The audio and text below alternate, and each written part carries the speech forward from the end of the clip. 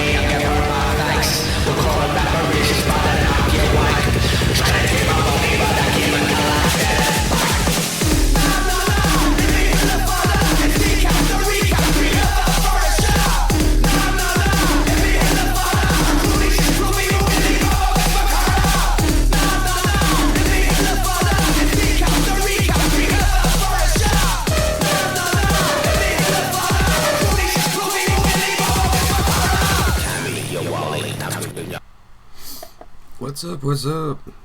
Oh, did I have my microphone on in the background the whole time? Sniffing and stuff? Jesus. Unbelievable.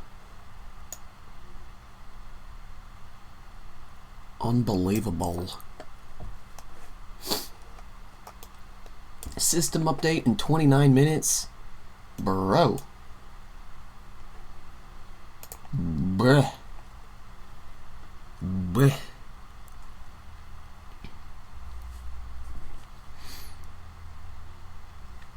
What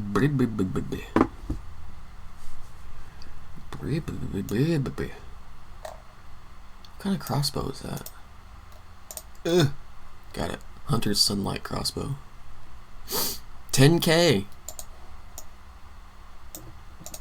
That's nothing. Hold up.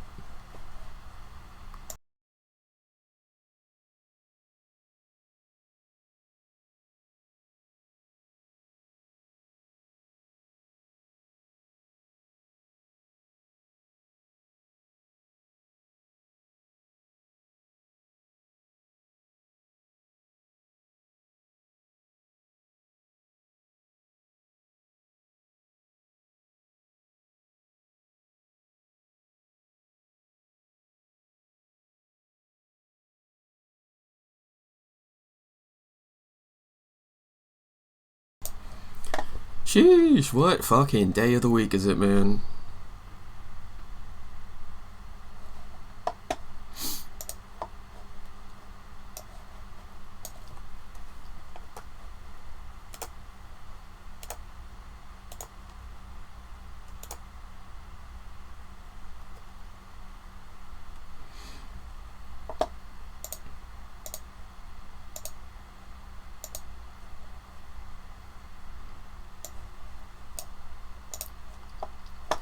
Just gonna start off by making some potions and chilling out. What was I watching last night?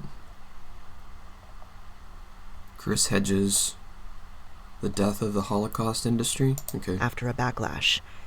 In the hands of Zionists, never again means precisely that. Never again, only... That picture is crazy. Aimé Césaire, in Discourse on Colonialism, writes that Hitler... I'll take that. It is hardcore as shit.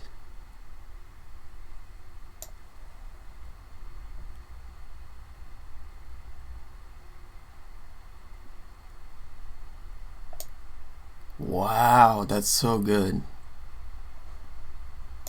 Césaire, in Discourse on Colonialism, writes that Hitler seemed exceptionally cruel only because he presided over the humiliation of the white man, applying to Europe the colonialist procedures which, until then, had been reserved exclusively for the Arabs of Algeria, the coolies of India, and the Nègres d'Afrique. It was this distortion of the Holocaust as unique that troubled Primo Levi, who was imprisoned in Auschwitz from 1944 to 1945 and wrote Survival in Auschwitz. He was a fierce critic of the apartheid state of Israel and its treatment of the Palestinians. He saw the Shoah as an inexhaustible source of evil that is perpetuated as hatred in the survivors and springs up in 1,000 ways against the very will of all, as a thirst for revenge, as moral breakdown, as negation, as weariness, as resignation. He deplored Manichaeanism, those who shun nuance and complexity, and who reduce the river of human events to conflicts and conflicts to duels, us and them. He warned that the network of human relationships inside the concentration camps was not simple. It could not be reduced to 2 blocks, victims and persecutors. The enemy, he knew, was outside, but also inside. Levi writes about Mordecai Chaim Rumkowski, a Jewish collaborator who ruled the Łódź ghetto. Rumkowski, known as King Chaim, turned the ghetto into a slave labor camp, which enriched the Nazis and himself. He deported opponents to death camps. He raped and molested girls and women. He demanded unquestioned obedience and embodied the evil of his oppressors. For Levi, he was an example of what many of us, under similar circumstances, are capable of becoming. We are all mirrored in Rumkowski. His ambiguity is ours. It is our second nature. We hybrids molded from clay and spirit, Levi wrote in The Drowned and the Saved. His fever is ours, the fever of our Western civilization that descends into hell with trumpets and drums, and its miserable adornments are the distorting image of our symbols of social prestige. Like Rumkowski, we too are so dazzled by power and prestige as to forget our essential fragility. Levi adds, willingly or not, we come to terms with power, forgetting that we are all in the ghetto, that the ghetto is walled in, that outside the ghetto reign the lords of death, and that close by, the train is waiting. These bitter lessons of the Holocaust, which warn that the line between the victim and victimizer is razor thin, that we can all become willing executioners, went live as soon as that there is nothing intrinsically moral about being Jewish or a survivor of the Holocaust. I'm waiting for... I'm just kind of picking up everything that I maybe missed out on yesterday. Goodness. My mic etiquette is dog shit. Hang on a second. Let me mute.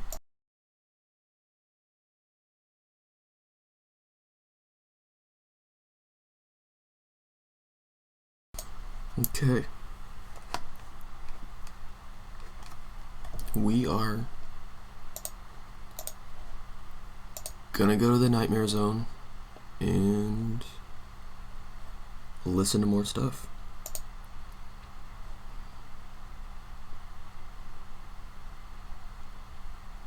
I'm gonna watch some Charlie Kirk stuff, just a heads up.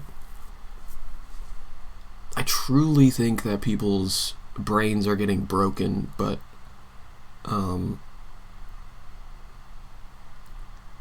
I don't know, there's a lot of stuff that's pretty odd. Are what Zionists seek to deny. Levi, for this reason, was persona non grata in Israel. Holocaust studies, which exploded in the 1970s and were epitomized by the deification of the Holocaust survivor and fervent Zionist Elie Wiesel, literary critic Alfred Kazin called him a Jesus of the Holocaust, have now surrendered any claim to championing universal truths.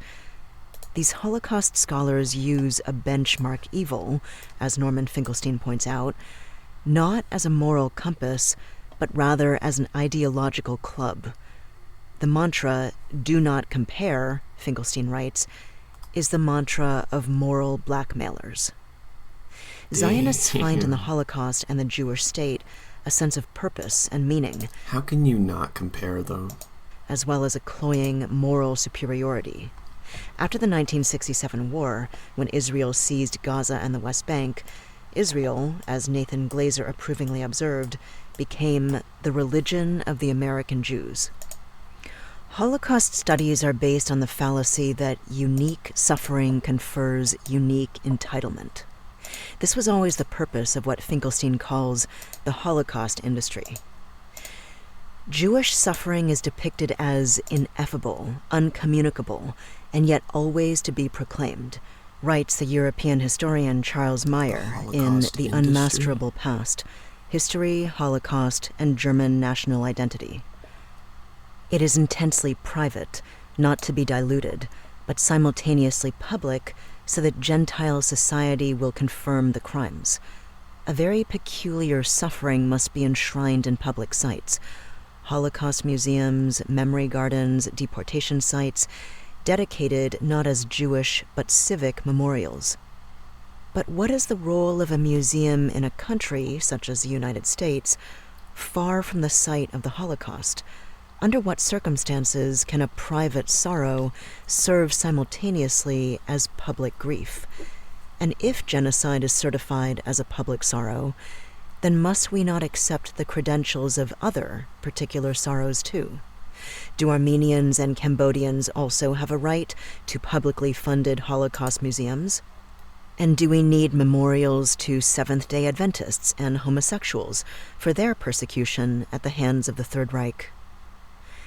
Any crime Israel carries out in the name of its survival, its right to exist, is justified in the name of this uniqueness. There are no limits. The world is black and white, a never-ending battle against Nazism, which is protean depending on who Israel targets. To challenge this bloodlust is to be an anti-Semite, facilitating another genocide of Jews. And that is by design, by the Zionist entity, planned even as the Holocaust was being committed. This simplistic formula not only serves the interests of Israel, never get over that, but also the interests of colonial powers that carried out their own genocides, ones they seek to obscure. What was the annihilation of Native Americans by European settlers, the Armenians by Turks, the Indians in the Bengal famine by the British, or the Soviet-orchestrated famine in the Ukraine? What was the dropping of the atomic bombs on Hiroshima and Nagasaki? Is manifest destiny any different from the Nazis' embrace of the concept of Lebensraum? These too were holocausts, fueled by the same dehumanization and bloodlusts.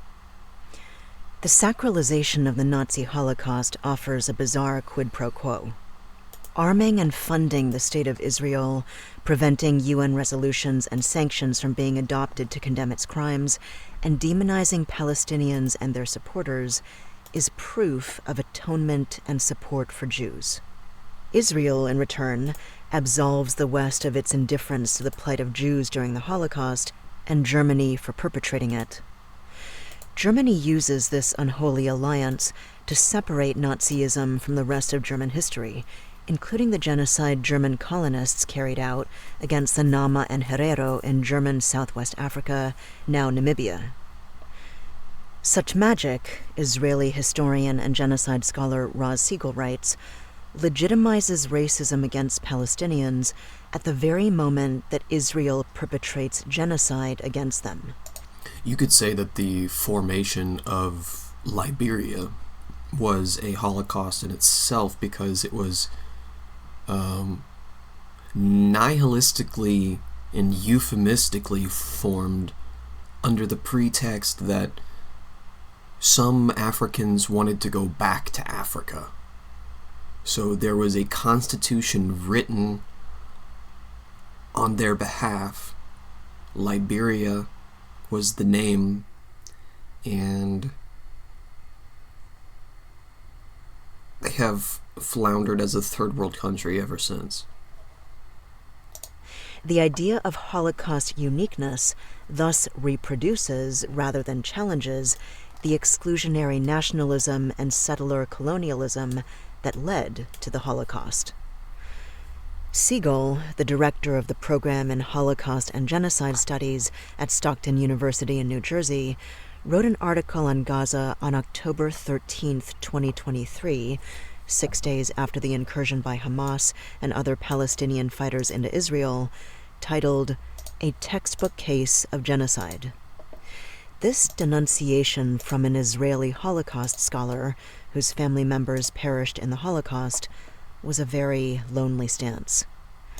Siegel saw in the Israeli government's immediate demand that Palestinians evacuate the north of Gaza and the blood-curdling demonization of the Palestinians by Israeli officials — the defense minister said Israel was fighting human animals — the stench of genocide. The whole idea about prevention and never again is that, as we teach our students, there are red flags that once we notice them, we're supposed to work in order to stop the process that could escalate to genocide, Siegel said when I interviewed him. About prevention and never officials, the defense minister said Israel was fighting human animals, the stench of genocide. It's the language of genocide. It's the attitude. It's the intent. That is inseparable from that statement. The whole idea about prevention and never again is that, as we teach our students, there are red flags that once we notice them, we're supposed to work in order to stop the process that could escalate to genocide, Siegel said when I interviewed him, even if it's not genocidal yet. You can watch my interview with Siegel on the Chris Hedges YouTube channel.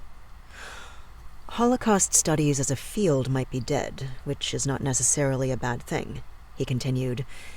If indeed Holocaust studies is intertwined from the beginning with the ideology of global Holocaust memory, maybe it's good that we won't have Holocaust studies anymore, and maybe it will open the door for even more interesting and important research on the Holocaust as history, as real history. Siegel paid for his courage and his honesty. The offer to lead the University of Minnesota's Center for Holocaust and Genocide Studies, which has issued no condemnation of the genocide, was revoked. Nearly 2 years into the genocide, the International Association of Genocide Scholars finally issued a statement saying that Israel's conduct meets the legal definition set out in the UN Convention on Genocide. But the vast majority of Holocaust scholars remain mute, endlessly condemning the atrocities committed by Hamas while ignoring those committed by Israel. They were mute when South Africa argued before the International Court of Justice that Israel was committing genocide. They were mute when Amnesty International published a report in December 2024 accusing Israel of genocide. How many Palestinian students apply to graduate programs in Holocaust and genocide studies around the world? Usually none. How many Palestinian scholars identify themselves as scholars in this field? They, too, can be counted on one hand, Siegel writes in a co-authored article in the Journal of Genocide Research. Genocide is coded in the DNA of Western imperialism. Palestine has made this clear. The genocide is the next stage, in what the anthropologist Arjun Appudurai calls a vast worldwide Malthusian correction that is geared to preparing the world for the winners of globalization, minus the inconvenient noise of its losers. The funding and arming of Israel by the United States and European nations as it carries out genocide has imploded the post-World War II international legal order. It no longer has credibility. The West cannot lecture anyone now about democracy, human rights, or the supposed virtues of Western civilization. At the same time that Gaza induces vertigo, a feeling of chaos and emptiness, it becomes, for countless powerless people, the essential condition of political and ethical consciousness in the 21st century, just as the First World War was for a generation in the West, Pankaj Mishra writes in The World After Gaza. The ability to peddle the fiction that the Nazi Holocaust is unique, or that Jews are uniquely entitled, has ended. The genocide presages a new world order, one where Europe and the United States, along with their proxy Israel, are pariahs. Gaza has illuminated a dark truth. Barbarism and Western civilization are inseparable. That was Death of the Holocaust Industry, written by Chris Hedges, narrated by Eunice. I wonder what it's like being a high school student nowadays, and your teacher is talking about meritocracy and stuff, and American exceptionalism. Are there any history teachers like that left? Probably. My econ teacher was explaining his thoughts on capital punishment. Said it's economically unviable to keep people alive given certain crimes that they've done. It's so crazy. Like, let kids think for themselves, you know? Even if you think it's the right position.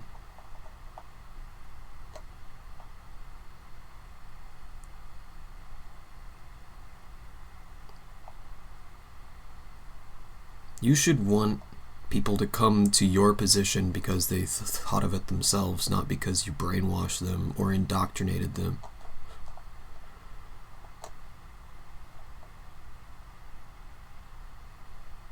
Whoa, Saudi Arabia signs mutual defense pact with nuclear-armed Pakistan? Saudi Arabia and Pakistan have signed a mutual defense pact just days after Israel's strike on Qatar. The deal was signed by Saudi Arabia's Crown Prince Mohammed bin Salman and Pakistan Prime Minister Shehbaz Sharif in Riyadh on Wednesday. The agreement says an attack on one country would be considered an aggression against both, and it also aims to enhance their security and develop defense cooperation. The deal comes 2 days after a joint session between the Arab League and the Organization of Islamic Cooperation was called following Israel's attack on Hamas leaders in Doha last week. Rashid Wali Janjoa is a former brigadier in Pakistan's army and director of research at the Islamabad Policy Research Institute. He's joining us from Islamabad. Sir, thank you very much indeed for being with us. What is the motivation for this move? What's behind it? Thank you very much. The motivation is very clear. The security of GCC countries was imperiled because of the Middle East situation. As you are very well aware, the attack on Hamas leadership in Qatar, that was a flagrant violation of sovereignty of a sovereign country. And the GCC countries were naturally concerned. Saudi Arabia, being one of the strongest protagonists in GCC security equation, was concerned, and Pakistan, being the only nuclear power and a very strong country, military prowess-wise, which had given its very best against aggressor in May. I'm referring to the standoff between India and Pakistan, in which Pakistan bested India, and India had to lose face and recant from its aggressive intent. Saudi Arabia and Pakistan had in the past these defense cooperation arrangements in place, and it has been a traditional relationship. But this Middle East situation acted as a catalyst, and this mutual defense agreement is indicative of that concern. And that whole arrangement that existed in the past has been formalized in the shape of a mutual defense agreement, wherein the attack on one country would be considered an attack on another partner in this defense agreement. With regard to the events that happened, forgive me for interrupting you, sir, I apologize. I'm just kind of conscious of the time, but with regard to the incident earlier on in the last few months, obviously India would disagree that it was bested by Pakistan, but that is a defense, that an argument that India would put forward. Having said that, of course, in real terms, what does this mean for the military presence of the military activity within both countries, and how is India likely to view this joint agreement? You see, Pakistan does not have any aggressive designs against any country, and neither does Saudi Arabia. Saudi Arabia is naturally concerned, being the largest country in the GCC coalition, and any threat to any GCC country naturally bothers Saudi Arabia. So Pakistan and Saudi Arabia, once they collaborate, and Pakistan brings to the table its defense expertise, and it's a multi-domain expertise that Pakistan possesses in land, air, and sea domains, and also the new kind of warfare that we witnessed in Indo-Pak standoff. That is going to be the norm in the future. And we have seen how situation developed vis-a-vis Qatar, where the attacks were launched and a sovereign country's territorial integrity was violated. So naturally, once a strong country like Pakistan collaborates with Saudi Arabia, the security is underwritten, and India naturally would be a little concerned, but then it should act as a sobering thought on its aggressive designs, because essentially this mutual defense agreement is not an aggressive agreement which is aimed at any country. It is merely meant as a defense collaborative arrangement to underwrite the defense of both Saudi Arabia and Pakistan. Pakistan brings to the table. Rashid Walid, and I am sorry, as I say, I'm kind of conscious of the time that we have with you, but I'm very grateful to you for being with us on Al Jazeera, sir. Thank you very much indeed. Don't miss out the full picture. Subscribe to Al Jazeera for reliable news and expert insights. Like, share, stay.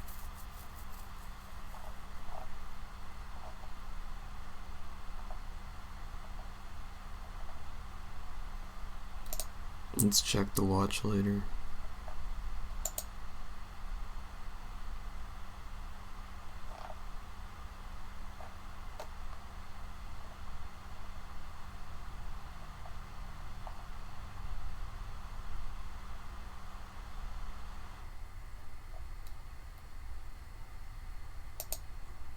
Assassination testing the boundary between free speech and professional responsibility in Texas and across the nation. Area teachers and even first responders are facing consequences over disparaging social media posts about Kirk's death. Fox SA's Taylor Warmby joining us live in studio with a look at the legal and ethical questions being raised. Taylor. Absolutely. The list of people who have lost their jobs for posts they've made about Charlie Kirk is growing. We spoke to a local attorney who says encouraging violence crosses a line and is a very dangerous thing to do. This video showing a Texas State University student mocking the assassination of Charlie Kirk is going viral since it was posted on Monday. The student in the video has since been expelled, the president of Texas State University stating they will not tolerate behavior that mocks, trivializes, or promotes violence. It's just not students, teachers, and even first responders are also facing disciplinary action. First responder Danielle Myers was fired from her job in Canyon Lake after this post on Facebook. We've been unable to reach Myers for comment, but did hear back from the woman who reported Myers' post. Immediately took a screenshot of the post, commented on it, and I said this, What is it? What did it say? LOL, wow, already? I'm impressed. Less than an hour? Y'all are quick? We've been unable to reach Myers for comment, but did hear back from the on Facebook. We've been fired from her job in Canyon Lake after this post on Facebook. We've been unable to reach Myers. I can't read it because of the subtitles. Myers for comment, but did hear back from the woman who reported Myers' post. Immediately took a screenshot of the post, commented on it, and I said this, this isn't a political thing. This person should be fired. Ashley Gertza.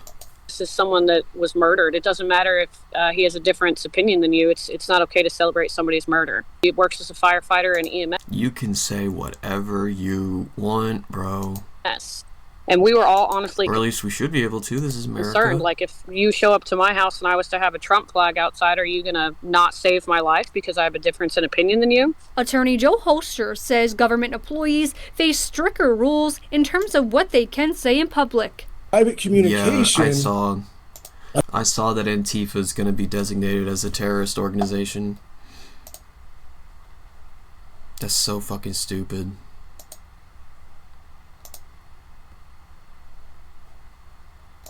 It's like, hey, Taylor Lorenz, do you want any more evidence that they're gonna come after literally anyone they feel like?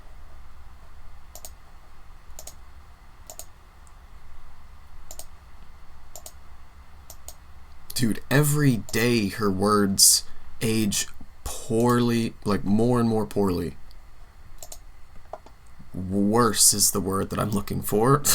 Unfortunately, these days get shared very widely, and so I think educators need to be especially careful. We'll watch a even story in on their it private next, lives. Holster says the only way someone can be held legally liable for an online post is if they encourage violence or make threats. I think each instance requires us to look at the facts and ask, does this cross the line? But I would hope that most people would show some restraint and use the First Amendment privilege responsibly. Now, the Texas Education Agency is currently investigating 180 complaints against teachers who have been accused of making inappropriate comments about Kirk's death online. Reporting live, I'm Taylor Wharton. And can I just ask, what does that mean? Like, they also say, please drink responsibly. What does it mean to drink responsibly? How much poison should you responsibly ingest? Please gamble responsibly. Well, that seems like an oxymoron, because part of the fun is how irresponsible it feels. Like,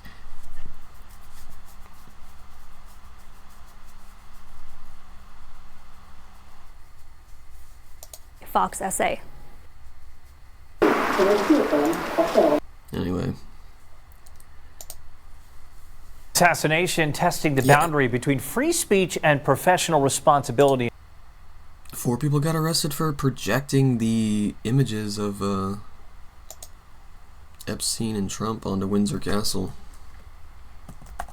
Antifa terrorist organization.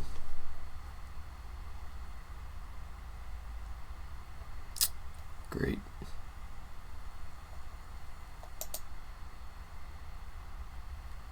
We're just now getting in that Antifa.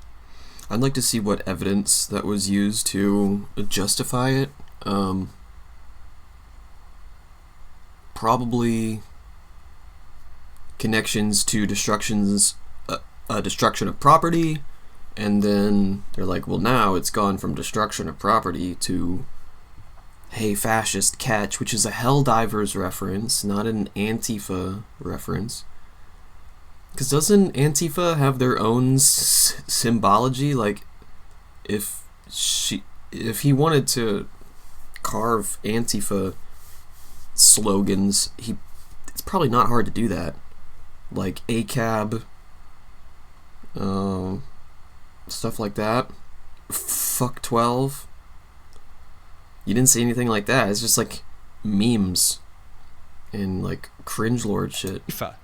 The radical left organization, which has burnt down entire city blocks, which, according to its own posts on its own websites and their after-action report on the killing, the assassination of Charlie Kirk by an individual who has been in Antifa. Wait, Antifa has burned down entire blocks, according to them? Organization, which has burnt down entire city blocks, which, according to its own posts on its own websites and their after-action report on the killing, the assassination of Charlie Kirk by an individual who has been in Antifa Discord servers that are currently being investigated by the FBI in connection with that assassination, the group that has admitted to beating women and children at events in California, the group that has participated in numerous assaults.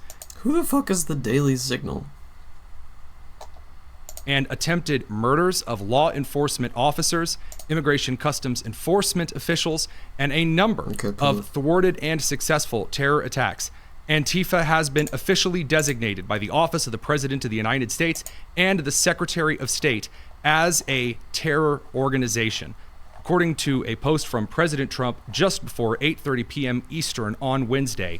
Quote, "I am pleased to inform our many USA patriots that I am designating Antifa, a sick, dangerous, radical left disaster, as a major terrorist organization. I will also be strongly recommending that those funding Antifa be thoroughly..." Yeah, that is some MAGA bullshit. Jimmy Kimmel fired? What? All right, guys, got some breaking news here for you. Jimmy Kimmel was just indefinitely suspended over a joke he made about Charlie Kirk. So Disney's ABC is pulling Jimmy Kimmel indefinitely after remarks about Charlie Kirk. The move comes as ABC affiliate groups told the network they would be dropping the host. So right off the bat here, let me just say, Kimmel condemned Charlie Kirk's murder during his monologue the day it happened. He condemned it again the next day, but he was pulled for criticizing the way Trump and... Kyle, you look like you're reporting from jail right now, man. What is that shirt? It is so orange. People in jail probably get out of prison or jail, whatever, and they probably see like the colors and stuff and they're like, why are you voluntarily wearing that shit? Like, I saw Fred again wearing like bright orange chinos or whatever. I'm like, dude. Maybe I've just been around that world, but I don't know why you would voluntarily wear prison colors. I don't know. And MAGA politicians immediately blamed the left without any evidence, which they did all week long. So the story actually gets darker, though, because not only was he indefinitely suspended, but it looks like Brendan Carr, the FCC commissioner, he was basically forcing them to do it. So a tweet here says, Brendan Carr more or less instructed the ABC affiliates to stop broadcasting Kimmel's show and threatened Disney's ability to broadcast ABC over the air. Quote, Disney needs to see some changes here, but the individual licensed stations that are taking their content, it's time for them to step up and say this. You know, garbage to the extent that that's what comes down the pipe in the future isn't something that we think serves the needs of our local communities. But this sort of status quo is obviously not acceptable where we are. So the head of the FCC threatens Disney and is basically like, you know, hey, maybe you get fined, maybe we'll pull your license if you continue to allow these liberal comedians to make fun of Trump. That's the other thing. In the same monologue, he made fun of Trump because when Trump was asked about how he's doing after Charlie Kirk was killed, Trump immediately pivoted to, I'm doing okay. And by the way, do you see that our ballroom is under construction? Isn't it looking great? It's going to be incredible. People are saying it's going to be the best ballroom. So this is, let's just call this what it is, guys. This is an all-out assault on free speech and the First Amendment. Now you have the government getting directly involved and saying, we don't like your comedy. We don't like your jokes. We think that was impolite. We think that was unacceptable. Maybe we'll pull your license. Maybe we'll fine you. So here you have the actual government saying what speech is and isn't acceptable. It is actually a First Amendment violation. And again, what you're going to witness is all of the right-wingers who pretended like all they cared about was free speech and the First Amendment and they were anti-cancel culture. Turns out that's a bunch of bullshit. They don't care at all, not even a little bit. And if any of them were principled, they would come out and speak up in favor, in support of Jimmy Kimmel. Because you think it stops here, it doesn't stop here. As soon as they realize they can threaten these stations and the stations will buckle to them, well, they're just going to keep fucking doing it. Because now we have a... Yeah, eventually it's going to be organizations that haven't done any destruction of property, that don't have slogans like all cops are bastards. If they can do it to Antifa, they can start moving the goalpost at this point. Because the main ideal has already been violated, which is, this is free speech. Situation where you have Fox News, Newsmax, and One American News. They're the Republican mag... I know that's a slippery slope argument, but It literally is. Propaganda outlets. But then you have a right-wing billionaire buying CBS and putting Barry Weiss, the ultra-Zionist, in charge to control the content. That billionaire is also trying to buy CNN and make them right-wing too. And the remaining outlets, like NBC, ABC, Trump is threatening them and waging lawsuits, right? He just waged a lawsuit against the New York Times, for example. So it's either you fall in line and parrot exactly what the regime wants you to parrot, or we crack down on you and we destroy you.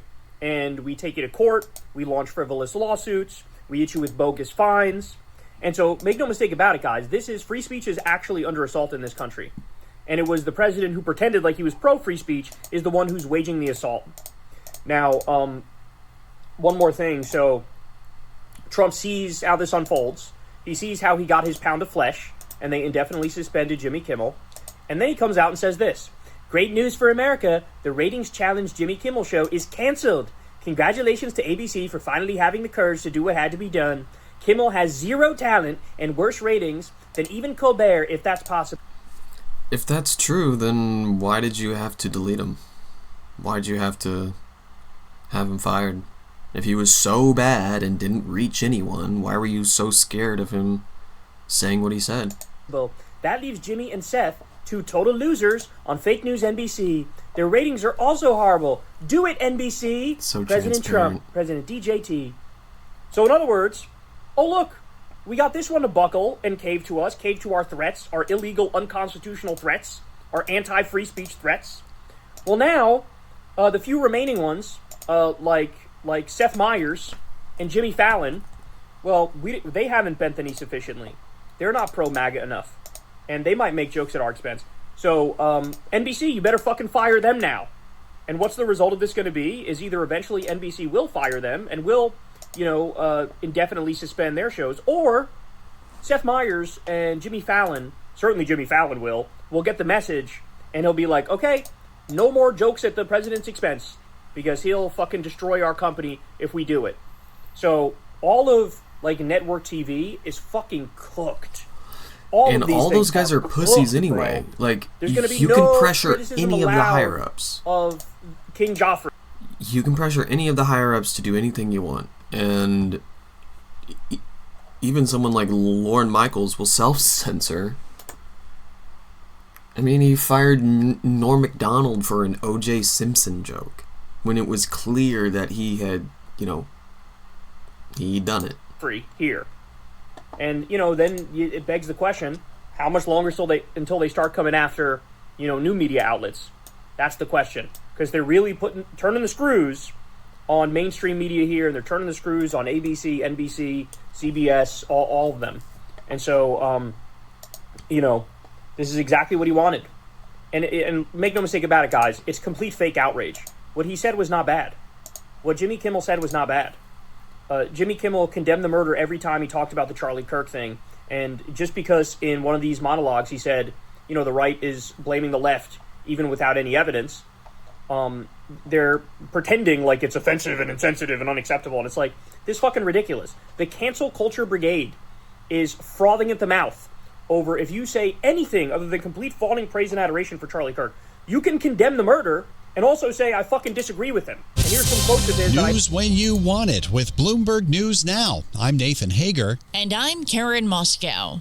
Karen, we will have details on President Donald Trump's state visit to the UK in a moment. But first, Walt Disney's ABC network is taking Jimmy Kimmel Live off the air indefinitely and follows comments about the killing of Republican activist Charlie Kirk. Let's get the very latest with Bloomberg's John Tucker. John. And Nathan, in his monologue Monday night, Kimmel accused Republicans of using Charlie Kirk's death to criticize their opponents. We had some new lows over the weekend with the MAGA gang desperately trying to characterize this kid who murdered Charlie Kirk as anything other than one of them and do everything they can to score political points from it.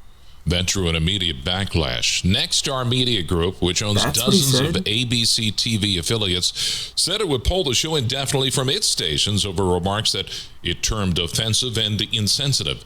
Well, Nexstar has business pending before the FCC. The broadcaster seeking federal approval for a $6.2 billion agreement to acquire another local station owner.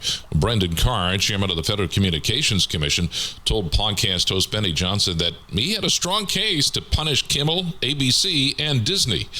It's a pretty treacherous political climate for major media companies. As the latest... How rich are you guys going to make Donald Trump by bending the knee?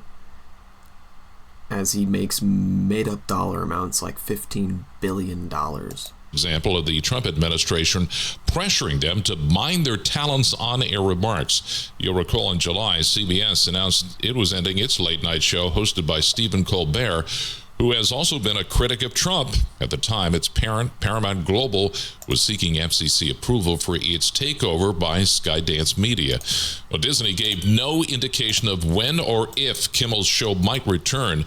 On social media, President Trump praised the move and said NBC should fire its late-night hosts. In New York, I'm John Tucker, Bloomberg Radio. All right, John, thank you. We want to get the latest now on President Trump's trip to the UK. His state visit now turns from pomp to tougher diplomatic talks on trade and foreign policy. Let's go to London and get the very latest from Bloomberg Daybreak Europe anchor Caroline Hepker. And Caroline, good morning. Good morning, Karen. The president has arrived at the Prime Minister's country residence, Chequers, greeted by Keir Starmer and his wife, Lady Victoria. The president came from Windsor Castle after a showstopper state banquet last night that the British government will surely be delighted went down well with the US leader. The King's speech was warm. It was true to the man and to British concerns, the monarch pressing the need to safeguard the environment, to support Ukraine and to, in his words, go even further on the recent UK-US trade deal. The president, for his part, lavished praise on the royal family, on the shared history between the two countries. Here's a moment from his speech last night. This is truly one of the highest honors of my life. Such respect for you and such respect for your country. For many decades, His Majesty the King has epitomized the fortitude, nobility, and the spirit of the British monarchy and the British people. The president said the word special doesn't do the relationship between the UK and US justice. Does that mean any concessions on security or trade for the Prime Minister at Chequers today? Government is guiding expectations low. Domestic media, though, are already reporting further investments in terms of the Ministry of Defence in the UK and the US tech company Palantir. Yeah, and what else might we hear coming out of Chequers today, Caroline? Essentially, do the differences between the UK government and the US administration stay behind closed doors, or do they burst forth in this perilous press conference due this afternoon? The UK has different views on Israel, recognising a Palestinian state. It wants more US support for Ukraine. It sees the UK's free speech as robust. So will the press conference see any difficult questions for President Trump, and how will they be handled? Let's say over Jeffrey Epstein. The UK also still has to appoint a new ambassador to Washington. Who will that be? For the moment, the government pointing to this record £150 billion of investments into the UK. But Britain really holding its breath for the press conference this afternoon. Sure, yeah, so much going on. Bloomberg Daybreak Europe anchor Caroline Hepker will be checking in with you throughout the morning. Caroline, thank you. Yeah, no, domestic politics is still going on for President Trump as well, Karen. The president posted on Truth Social last night from the UK that he plans to designate Antifa a major terrorist organization. The president also says he will strongly recommend thorough investigations of groups that fund the organization. The White House has promised to investigate what it calls left-wing extremism in the wake of Charlie Kirk's shooting death. Antifa is a loose collective of far-left militant groups. Authorities have not linked Kirk's killing directly to any political organization. On Capitol Hill, Nathan, the House has killed a resolution to censure Congresswoman Ilhan Omar over her comments about the conservative activist. The Democrat from Minnesota told a liberal podcaster that Republicans praising Charlie Kirk for a civil debate were full of it. Republican Congresswoman Nancy Mace proposed the resolution that would have stripped Omar of her committee assignments, and 4 Republicans joined Democrats in blocking it. And that's news when you want it with Bloomberg News Now. I'm Karen Moscow. I'm Nathan. News when you want it. from Bloomberg.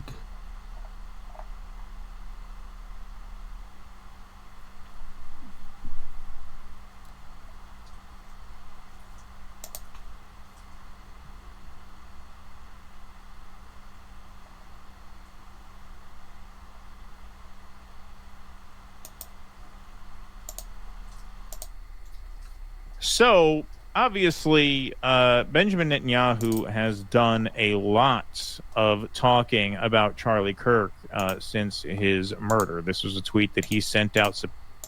So as you all know, Charlie Kirk was killed the other day, and in the wake of that, you had all these big-name right-wing figures like Elon Musk and, libs of TikTok and many right-wing politicians and right-wing pundits, and they all came out, and in unison, they were screaming fucking revenge, retribution, civil war, violence.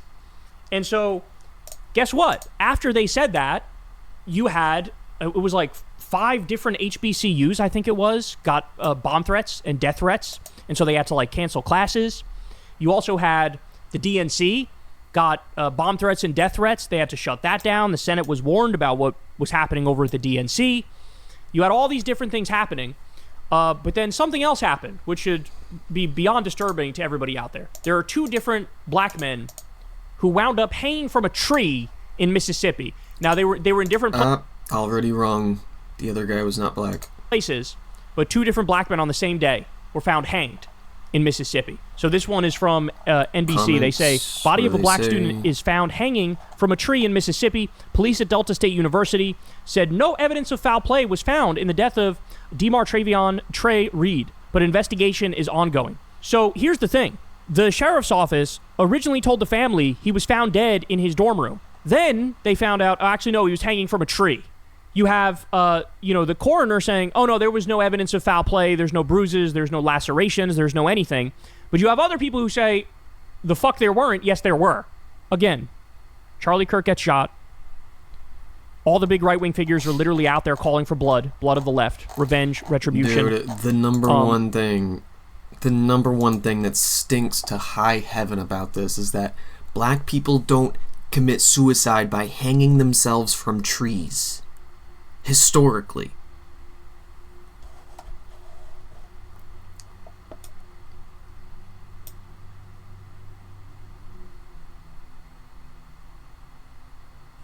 That's the biggest evidence.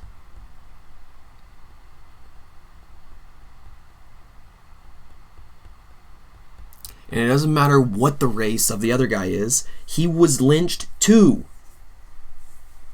He's a poor guy.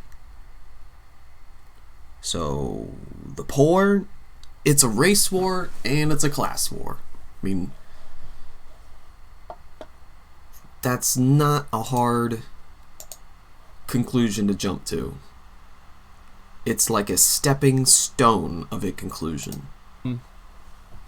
All these violent threats against HBCUs, right? All these violent threats against the DNC.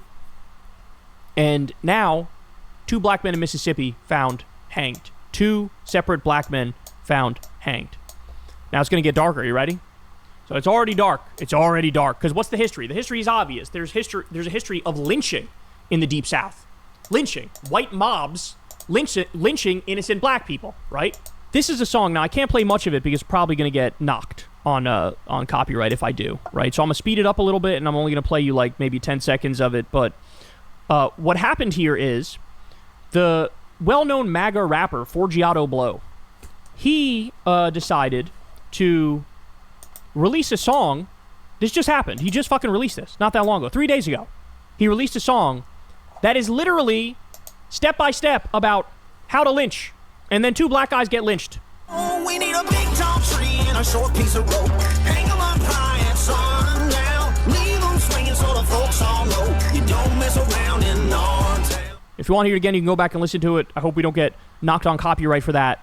But it's literally a song about how to lynch. Demar Travion Trey Reed was lynched and cops say no foul play. A black man hanging in 2025 isn't an accident. Days after white men marched to fight back for Charlie Kirk. Black folks are hunted again. America is rotting. Don't let them gaslight us.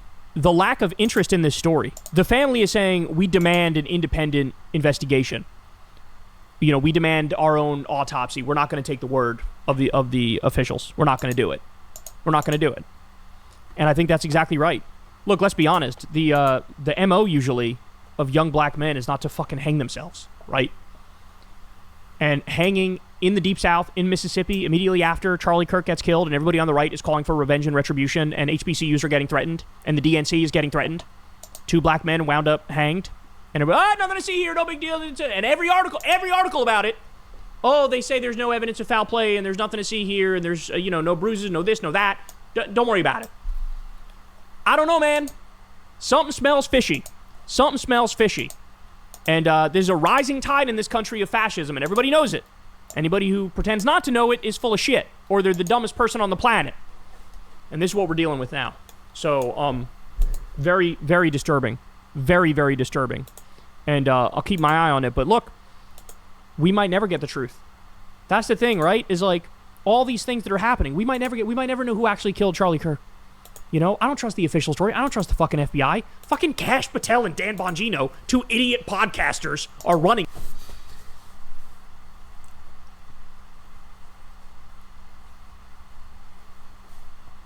Yeah, the motives don't matter, largely, materially. The motives are secondary to the real consequences that were enacted no matter what the motive was going to be.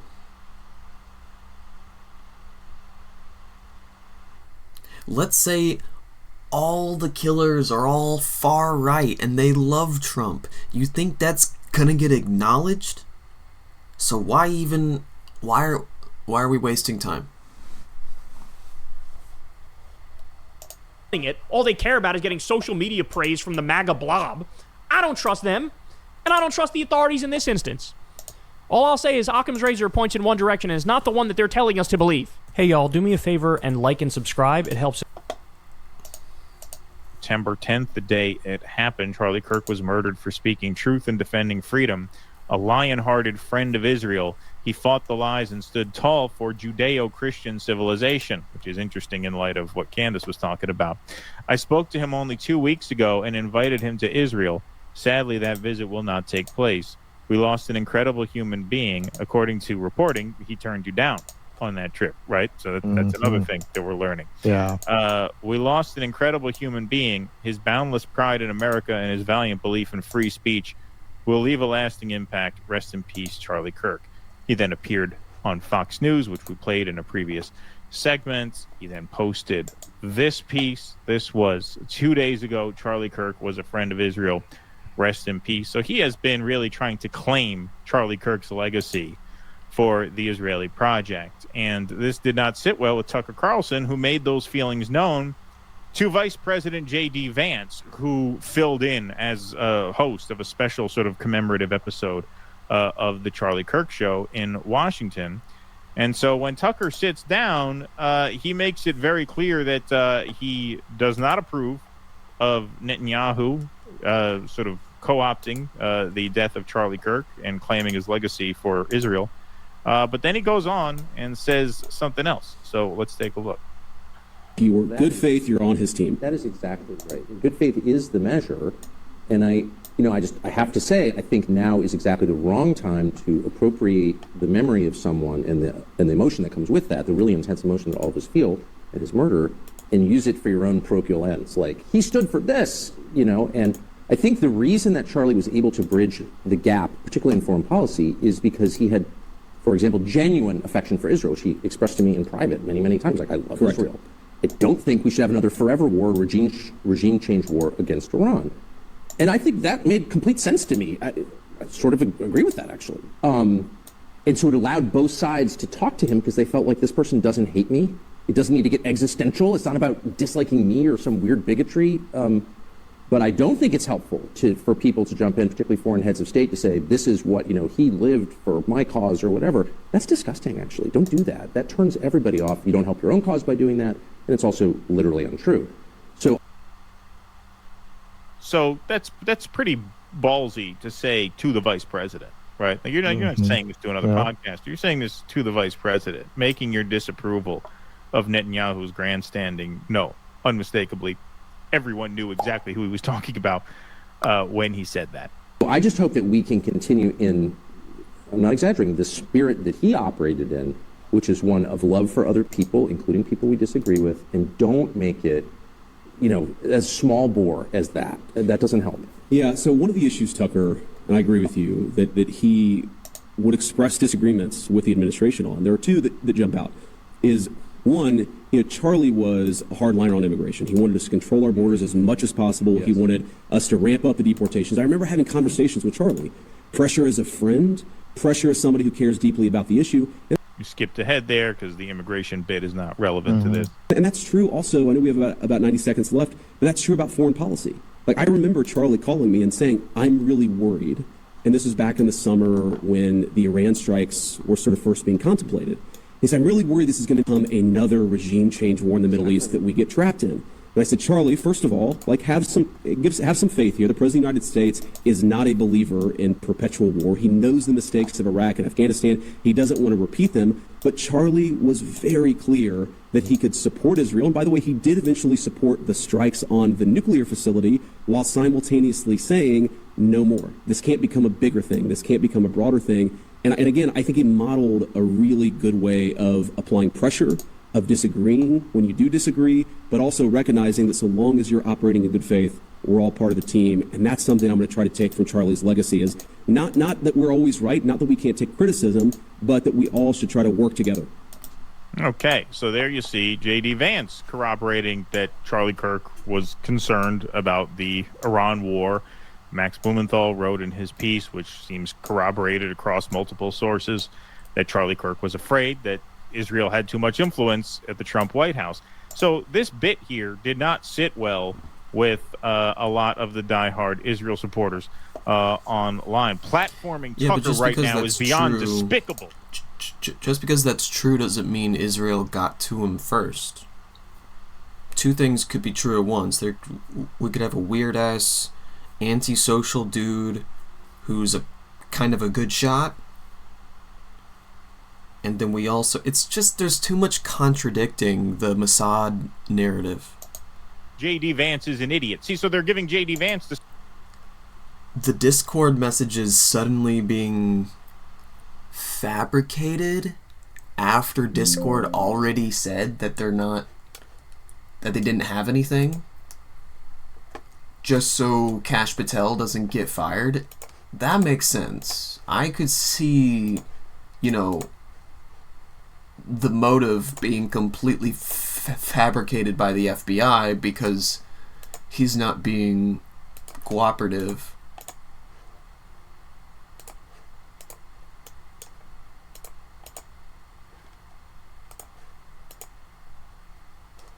But like I said, the motive largely at this point doesn't matter. It's the consequences that do, that are being enacted no matter what is coming out, that are being enacted before any information is coming out. The same shit for platforming Tucker that they gave Charlie Kirk for platforming Tucker at TP USA. Yeah, that's what they do, man. Win friends and influence people. Exactly. But you could tell they're used to operating with such impunity that they don't realize that, they're doing the exact thing they've been accused of doing, which is the source of this suspicion in the first place. The source of the suspicion in the first place is that Israel was pressuring Charlie Kirk to filter out anti-Israel voices from his events and his organization. Specifically, taking issue with his platforming of Tucker Carlson. So at his memorial podcast, you then give J.D. Vance shit for platforming Tucker Carlson. You're doing the exact thing that people are concerned about. It's amazing. But this is what happens when you operate with 77 years of getting away with whatever the fuck you want, no matter how obvious you make it. Exactly. So A Thinks Aloud says, so Tucker Carlson and J.D. Vance are hosting the Charlie Kirk show less than a week after his death and using Charlie's empty chair to push Tucker's Israel derangement syndrome to his audience. Wow. Okay, J.D. Vance, I see you now. Exactly. Once again, just absolutely zero self-awareness whatsoever. But Tucker was not done. He goes on to say what a lot of people have been saying lately about Charlie Kirk feeling the pressure. worry me because I think your description is perfect. He was one of the very few who took that message and stood by it. I mean, right to the very end. This cannot get bigger. We don't want another regime change war. But man, some of the people who send money to Turning Point, his donors, were very tough on him. So tough on him that I could feel it. You know, I talked to him a lot in the last few months, and he was under enormous pressure. He never bent. He never became bitter. He kept his integrity to the very end. To the very end. And I just think it's important to say that because it's true. Absolutely. Yeah, I think Tucker also felt it was important to say that he was feeling a lot of pressure at Turning Point from these pro-Israel voices. Tucker's not a stupid guy. Tucker's, I think, very aware of the conversation going on in the space. So he knew by bringing that up what he was nodding to. That was intentional. That was intentional. And hats off to Tucker. It took some guts to say that to J.D. Vance's face. So good on him for that. In case you're unconvinced, here's Tucker Carlson on Megyn Kelly. Tucker said that after Charlie Kirk went to the White House to urge President Trump not to strike Iran, he received massive abuse and intense messages from his donors and made... Yeah, thank you, Tucker Carlson, for doing the bare minimum as you impersonate a journalist. Made a lot of real enemies.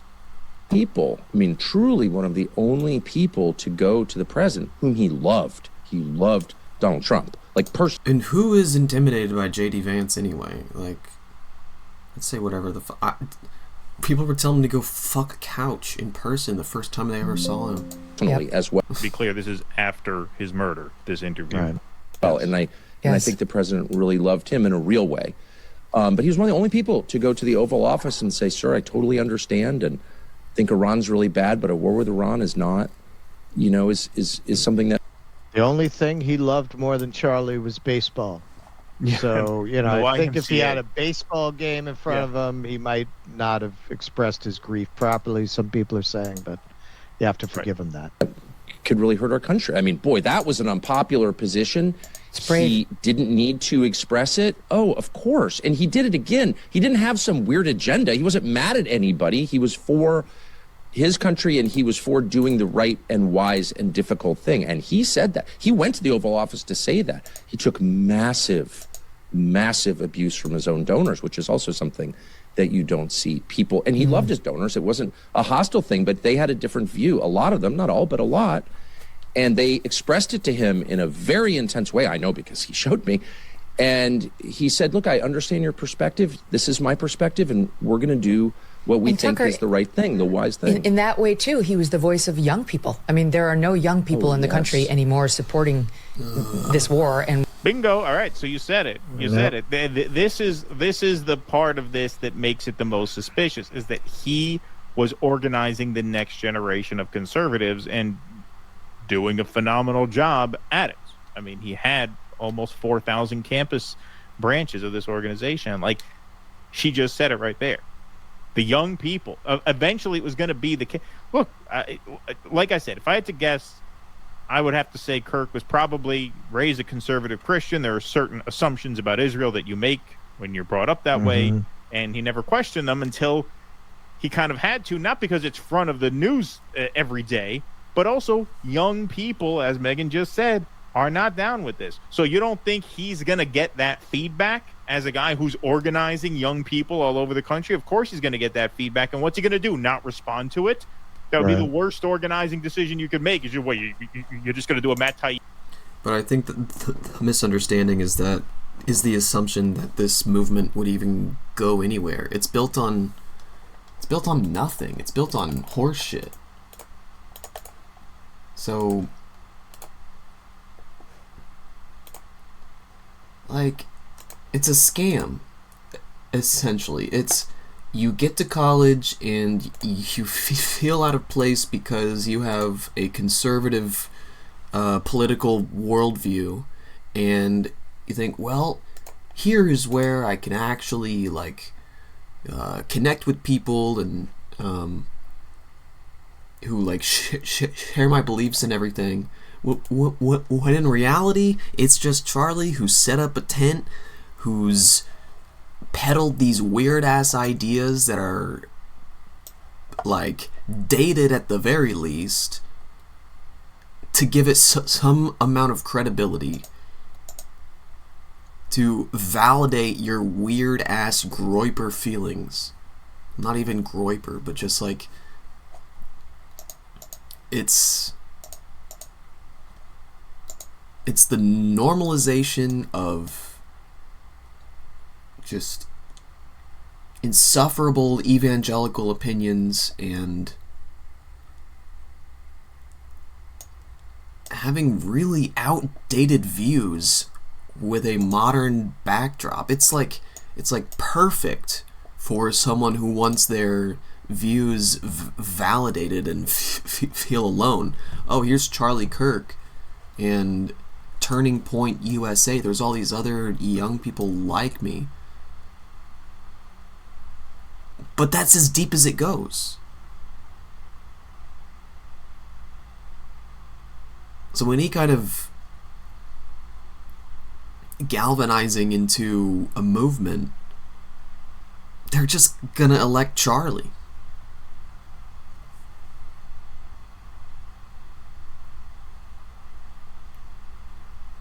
Was that the goal? Is this just like a soft presidential campaign run? Turning Point USA? And ignore that the problem is there for pretend it doesn't. You can't do that. You can't do that.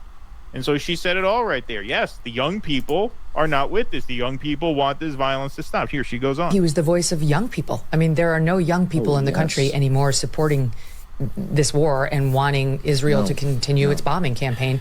That's just the truth. Look at the polls. And he was in touch with them. And even where his own opinion may have differed from their opinion, he felt like he owed it to them to bring their message to the sitting president of the United States. I mean, it was that's what's been snuffed out. That has been snuffed out. Yeah, that's been literally snuffed out. That's exactly right. That's exactly right. Well, as he has been, unfortunately, but he was one of the very few people I have met who combined a love for everyone involved with strong views. So again, he was not animated by anything creepy or weird. I mean, you knew him intimately, so you know this is true.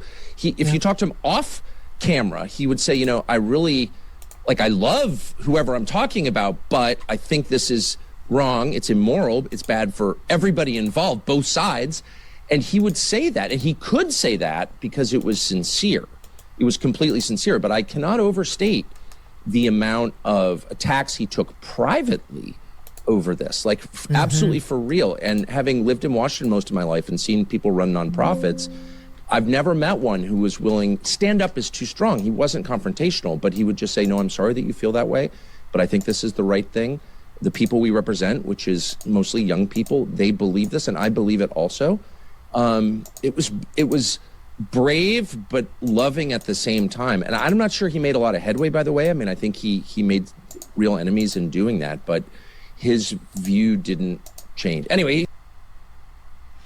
There you have it. The more you see it, in just sucking the dick of his ghost. It's these recountings of his last months, the more you do, I kind of come away with the impression, not the knowledge, but the impression that perhaps he just didn't know how corrupt this was.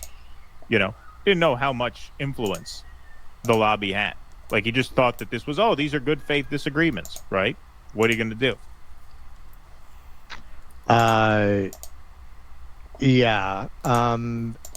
It seems like as time went on, based on all of the accounts we're getting, he started to get an idea of who he was dealing with. And more, it's starting to make other things fall into place, like Elon Musk going to Auschwitz,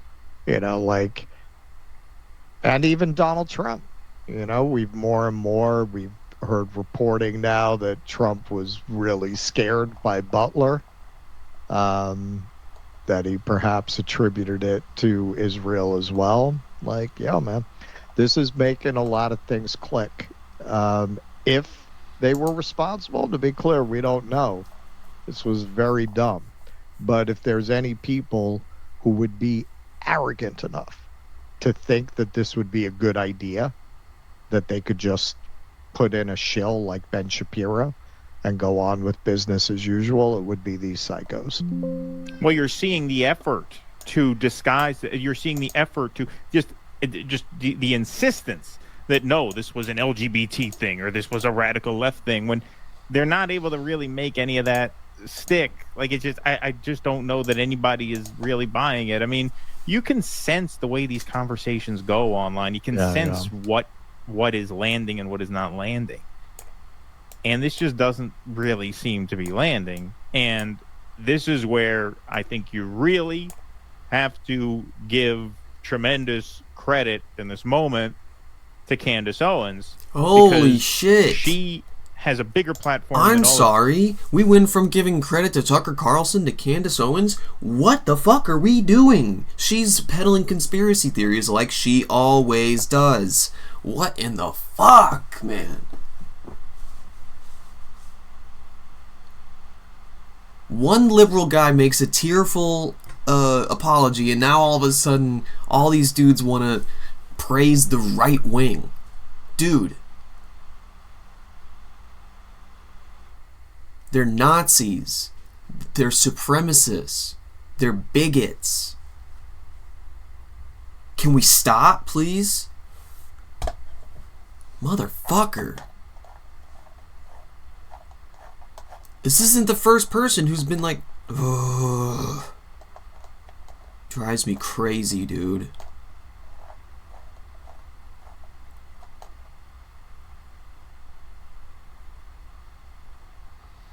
How Benny Johnson got Jimmy Kimmel fired. I like Ebb and Flow. He does good work. We're gonna take it there. We're gonna take it in the air. Possibility. Kimmel's show has been pulled off the air by ABC because of threats made by Donald Trump's FCC commissioner on Benny Johnson's podcast.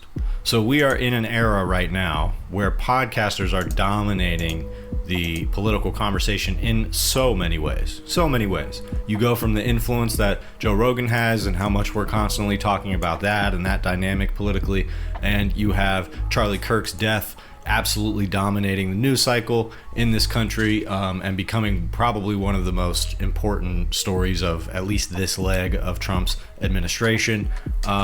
And you have these podcasts, specifically the right-wing podcasts that have been set up by people like Charlie Kirk, Benny Johnson, and other sort of right-wing ops. Dan Bongino was a podcaster before he was hired in the FBI. I think Kash Patel was too, but not as much. Dan Bongino had a very popular program. And so these are the outlets that these people have created are now the platforms through which the state is laundering its ideology and its propaganda. And that was always the case, but it's more explicit now than ever. J.D. Vance took over for an episode of Charlie Kirk's podcast, used it to bring Stephen Miller on and talk about this draconian crackdown that they want to do on the left. So the apparatus that has been built over the last several years, partially with some Russian money, partially with some shady billionaire money in America from people like the Kochs and the Mercers, this apparatus of alternative right-wing media has turned into the mainstream. And Benny Johnson is a particularly interesting example of that, because he's another one of these guys that kind of seems to have come up out of nowhere and become more relevant than like his audience would reflect. The reason we're talking about Joe Rogan all the time is because his audience is so enormous that the impact is palpable, and most of it's organic, if not all of it. Joe Rogan is not really somebody that you could accuse of being astroturfed, maybe at this point. But Benny Johnson, Dan Bongino, these are guys who appear out of nowhere, and it seems like it's probably because they're floated by a certain amount of money. This is the Ben Shapiro model of climbing to the top of the media ladder, is you just get enough funding and you dump enough money into the project to float ads to the top of the algorithm. And if you can sustain that for long enough, eventually you will become a mainstream recognized force, as well as being able to provoke reactions from your enemies and that sort of thing. But what I've noticed about Benny Johnson is that he seems to pop up at very opportune moments. And he is somebody in the right-wing sphere that actually takes swings at trying to like really influence the discourse, more so than just saying some shocking thing or trying to stoke anger or fear around a certain video clip or something like that. What Johnson does is he will, put on the alligator Alcatraz merchandise and sort of grift off that. Or a lot of people didn't catch that when Trump was asked about Zohran Mamdani, and he said about how he's a communist, this guy's a straight up communist and we can't have this, we've got to do something. This was a few months ago, I think right after he had won the primary. That question was asked by Benny Johnson, and Benny Johnson framed it in such a way that I believe in the question, he referred to Zohran Mamdani as a communist and then pitched Donald Trump that. And that's one of the leading questions that Trump gets a lot nowadays. And oftentimes, especially if it's coming from a right-wing perspective, he'll just kind of bounce off of that and roll with it. And now you have this interview with Benny Johnson and the FCC chair, where the FCC chair takes the opportunity to threaten ABC over the comments that Jimmy Kimmel made about Charlie Kirk.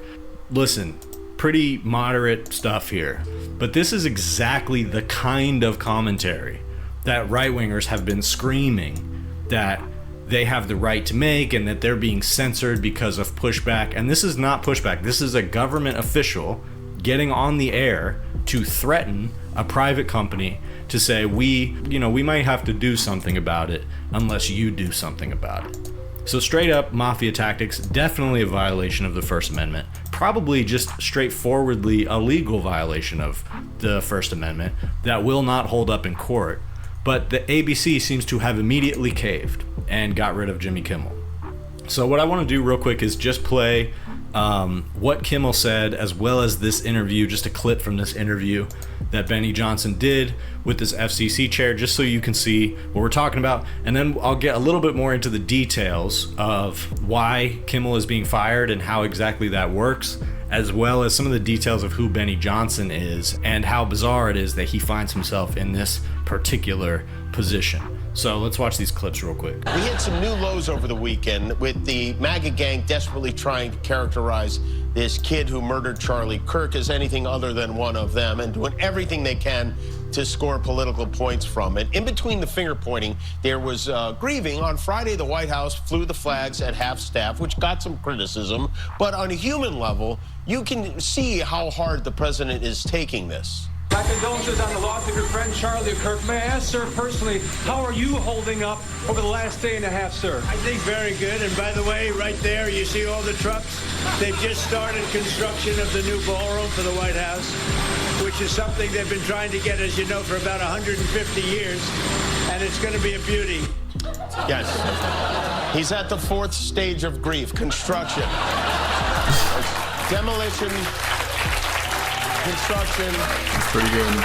This is not how an adult grieves the murder of someone he called a friend. This is how a 4-year-old mourns a goldfish. There's actions that we can take on licensed broadcasters, and frankly, I think that it's really sort of past time that a lot of these licensed broadcasters themselves push back on Comcast and Disney and say, listen, we are going to preempt, we are not going to run Kimmel anymore until you straighten this out, because we licensed broadcaster, are running the possibility of fines or license revocations from the FCC if we continue to run content that ends up being a pattern of news distortion. So I think, again, Disney needs to see some change here, but the individual licensed stations that are taking their content. A pattern of news distortion. That's the claim that you're citing. Crazy work. He made a joke. It's not distortion of news. Content, it's time for them to step up and say, this, garbage, to the extent that that's what comes down the pipe in the future, isn't something that we think serves the needs of our local communities. But this sort of status quo is obviously not so pretty banal stuff from Kimmel here. Definitely worse things are being said on Fox News and Newsmax on a daily basis, which, not for nothing, Benny Johnson actually formerly worked at Newsmax, and he's had a lot of jobs over the years that fell apart because he is a plagiarizer, a serial plagiarizer. Many instances of him plagiarizing, lost the job at BuzzFeed over that, as well as losing a job at a different outlet because of his toxic and sort of tyrannical behavior. I believe he was in a position of leadership at that job and was fired for creating a toxic workplace. He's worked at The Blaze. He's worked at Newsmax. He was also one of the creators who was caught up in this Tenet Media thing, which was essentially a Russian-backed company that paid American influencers like Benny Johnson and Tim Pool to push certain narratives that would stoke division in America. And a lot of people, that story at the time got turned into very like pro-Russian propaganda. They're pushing Russian propaganda, but it's really more about this angle that has been brushed over at this point because of what a failure of the media to properly communicate Trump's connections to Russia and why it matters. And turning it into this enormous scandal that it did not live up to, rather than focusing on the real danger of it. And so it's really just become normal in politics that there are certain entities that are propped up by Russia, not to just push anti-Ukraine narratives and stuff like that, although that's a part of it, but really to push narratives that divide America more. And that's the consistent thread here, more so than they were paying influencers to prop up Russia and denigrate Ukraine, although again, that is part of what they did. And one of the few things on record that was asked of one of the Tenet Media influencers specifically to cover was an attack in Moscow that was blamed on Ukraine, even though ISIS took responsibility for the attack. And Tim Pool was happy to take the suggestion to cover that. So they were directly suggesting some stories to these creators. And in some cases they were willing to do that. But more so what they were talking about was racism and free speech and black people and white people. These were the type of phrases that were coming up in the videos that Tenet Media paid for. And coincidentally, the founder of that company, Lauren Chen, was also an employee of Turning Point USA, as was Benny Johnson formerly. So the connections are all there. All of these organizations are tied in with each other, and Tenet Media was selected, either it was propped up or founded for the purposes of spreading this propaganda, not because it was spreading a pro-Russian narrative, but because it was spreading the types of divisive narratives that Russia feels it benefits from. And so that increasingly has become what Benny Johnson traffics in. It's what his job is, essentially, is to find ways to stoke division in American politics, media, and culture. And because he has been propped up to this sort of pretty high-level position in politics and association with the administration, I mean, he gets this interview, this insane news-breaking interview with this FCC commissioner who felt that his platform was the right place to issue these threats. Now, the dynamic behind Kimmel actually getting fired goes like this. There's two companies, the most important one being Nexstar. There's also a company called Sinclair that essentially own the local broadcasting stations throughout the nation. And so what happened after the FCC issued this threat was those companies said they were going to pull Jimmy Kimmel off the air. So not ABC, but because those companies that actually air the programming throughout the country said that they were going to pull it, and I think they said they were going to replace that time slot with something else, I don't know, pro Charlie Kirk propaganda or some shit. That put enough pressure on ABC that they quickly decided to fire Kimmel. So this problem with Sinclair Broadcasting and other companies like Nexstar has been bubbling for a while, where they've been buying up more and more of the local broadcasting stations throughout the country, and they have a very specific right-wing slant, and you're seeing that manifest now. Nexstar also is attempting a merger with another company called Tegna. I don't know where these companies or these names are coming from. I've never heard of this one, Tegna, but essentially that's another one of these mergers that needs to go through the Trump administration, and if and when that merger goes through, they're going to control 80% of the local broadcasting stations in America. So this is not only those companies applying pressure on ABC, trying to acquiesce to the Trump administration, aside from the fact that they are already aligned with what the Trump administration wants, but this is also a consolidation of power. These mergers would be bad enough, except for the fact that this is essentially an arm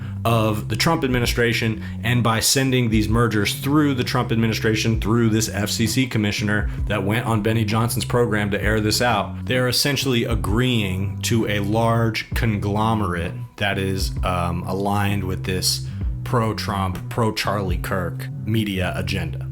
So they are using the Charlie Kirk thing not only to engage in this censorship, but also to set the stage for an enormous media merger that is going to dominate the majority of cable news.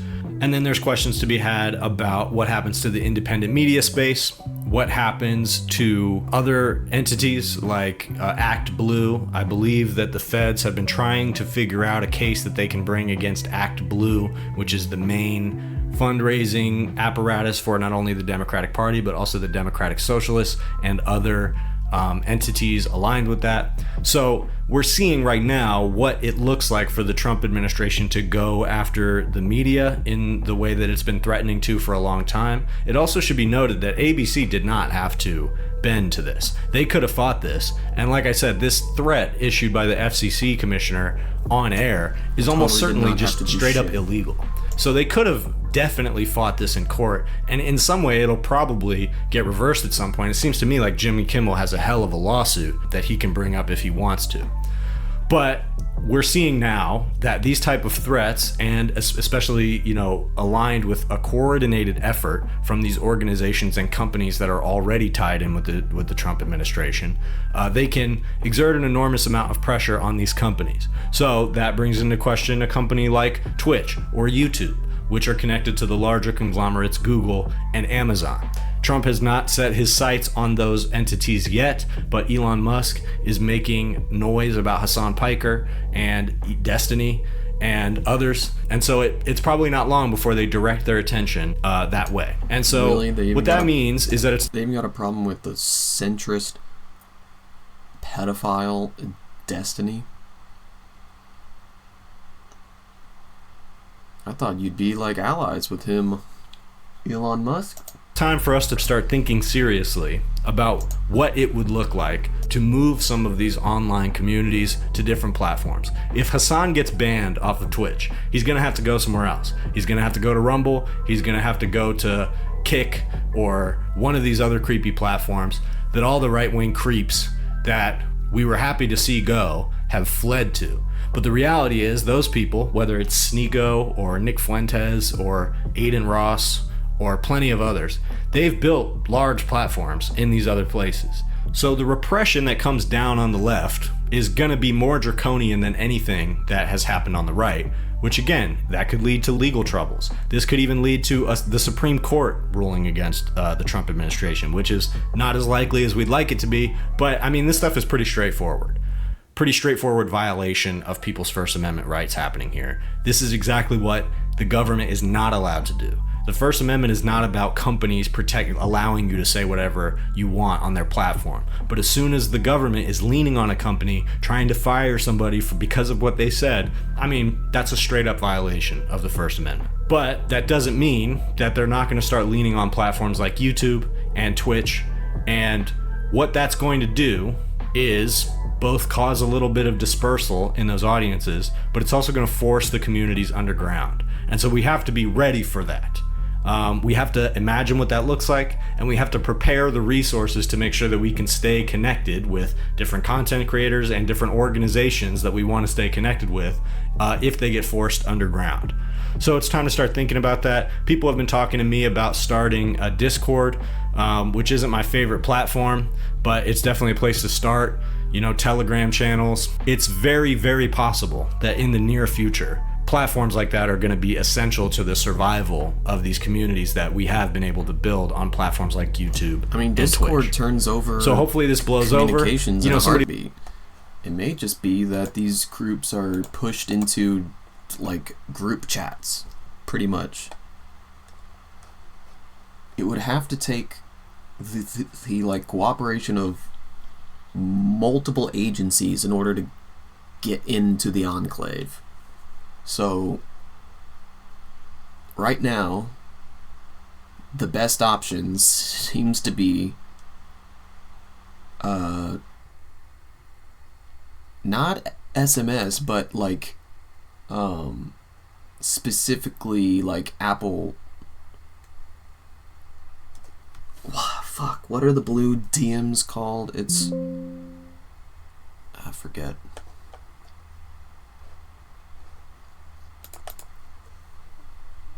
Oh, you know what I mean. you need like a police warrant in order to get into people's phones like that, because it's stored in the metadata. And it's also incredibly private. There is no FBI backdoor, there is no police backdoor into your text messages. If they are like Apple Chat.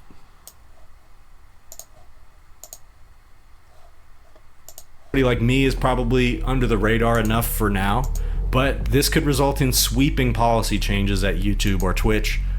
Who knows what could happen from here. And even if this leads to some kind of protracted fight in the courts about what's legal and what's not, the idea, like just in the case of Jimmy Kimmel, doesn't really matter what ends up happening in court because his ass got fired anyway. And it's similar to the case with Stephen Colbert, where it's really just about his contract being up. I think they're pulling him off the air immediately, but his contract was set to expire anyway. But still, even the Alex Joneses, under all the pressure that he's been under, the court cases he's lost, and the fact that he was fully deplatformed everywhere on the internet, he's continued growing his audience. I don't even know what the metrics are on that. But the cultural influence of Alex Jones, Nick Fuentes, and other monsters like them has not gone away. And unfortunately, we're going to have to start looking at that model in order to preserve this movement past the Trump administration. Because just allowing these communities to disperse and have nowhere to go is not an option. We have to start preparing. What you do is you be fully independent. You don't rely on any platform, and maybe you get a bunch of creators together to crowdfund a website domain, and you just plug your website on social media and hope it doesn't get taken down. It's quite possible that you might have to use the dark web. Not recommended, but that might be the only option. Get a persistent VPN. Don't use an extension. But yeah, consider two-factor authentication for all of your devices.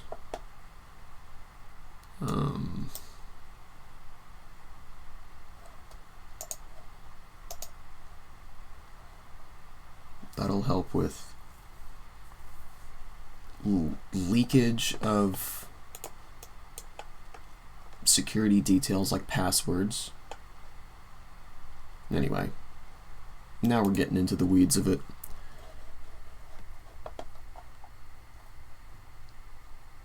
Yeah, Hassan thinks it's illegal as well. Oh, the flotilla has protection? What?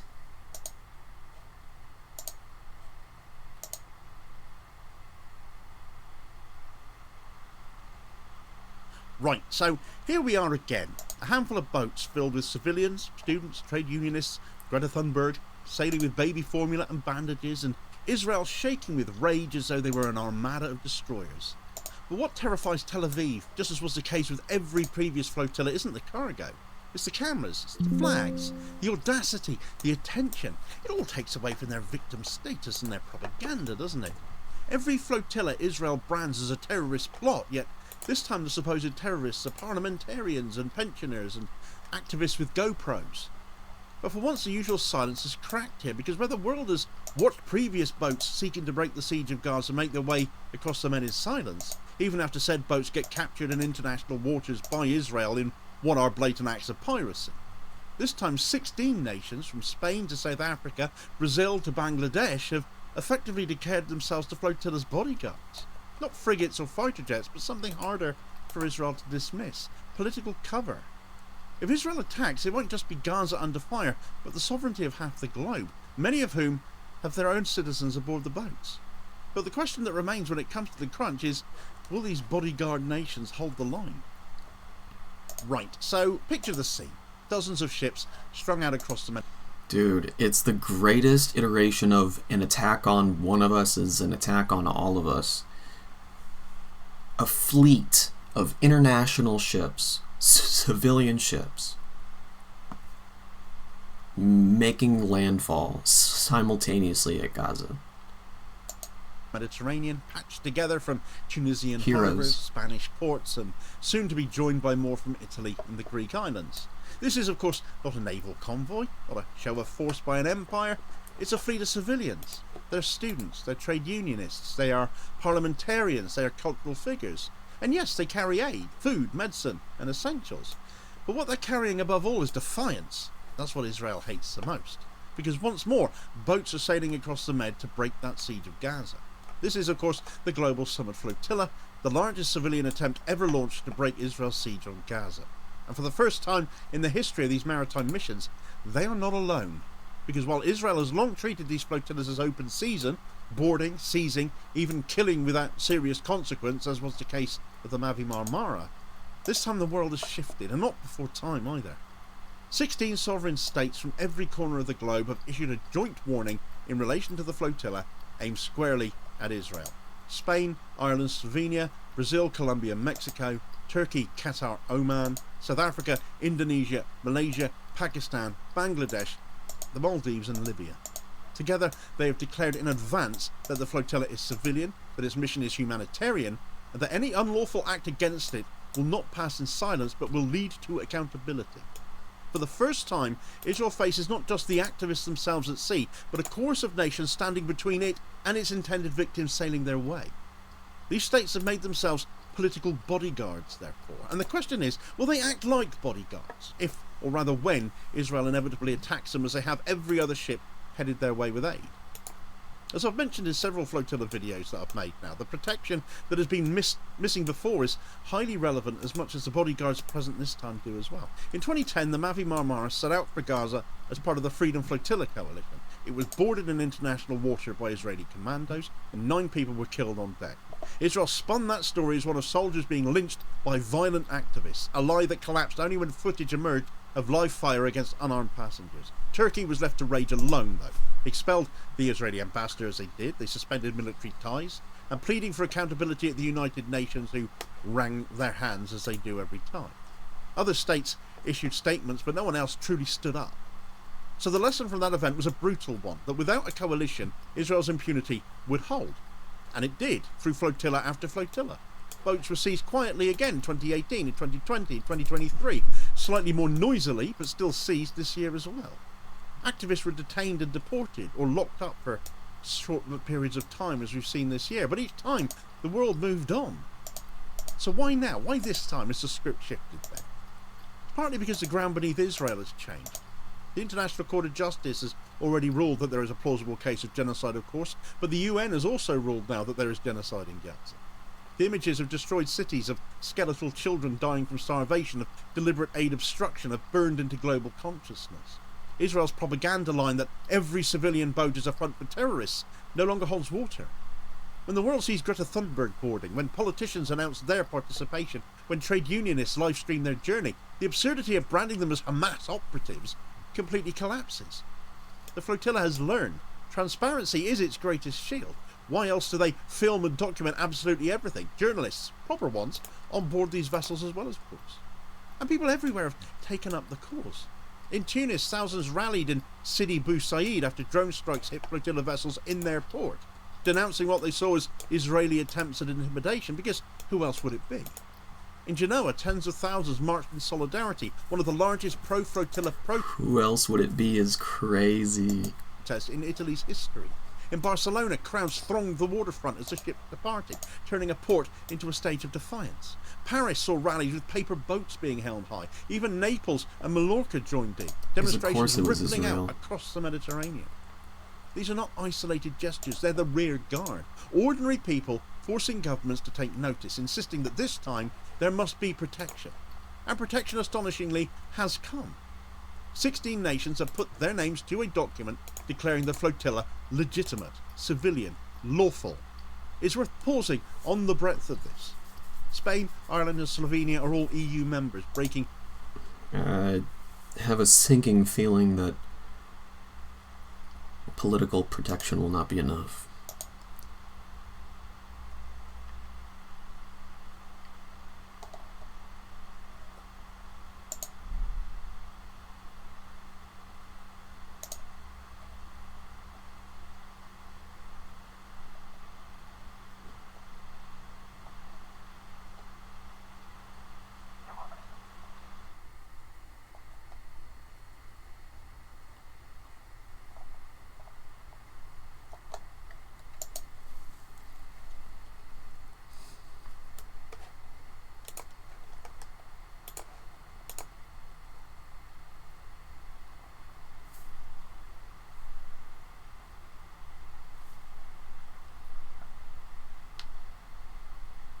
Alright, I'm gonna get some breakfast and come back live with the news and stuff. So I'll see you guys soon.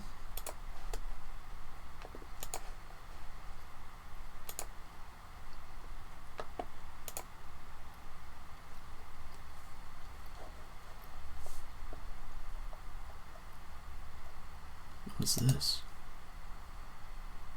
Now to some sad news, the shocking deaths of 3 police officers in Pennsylvania. A suspect killed the officers and critically wounded 2 others as they were attempting to serve a warrant in the middle of the afternoon. The shooter also died in this altercation. Last night, first responders lined up to pay their respects to their fallen colleagues. And Tom Hansen has made his way to the scene. Tom, good morning.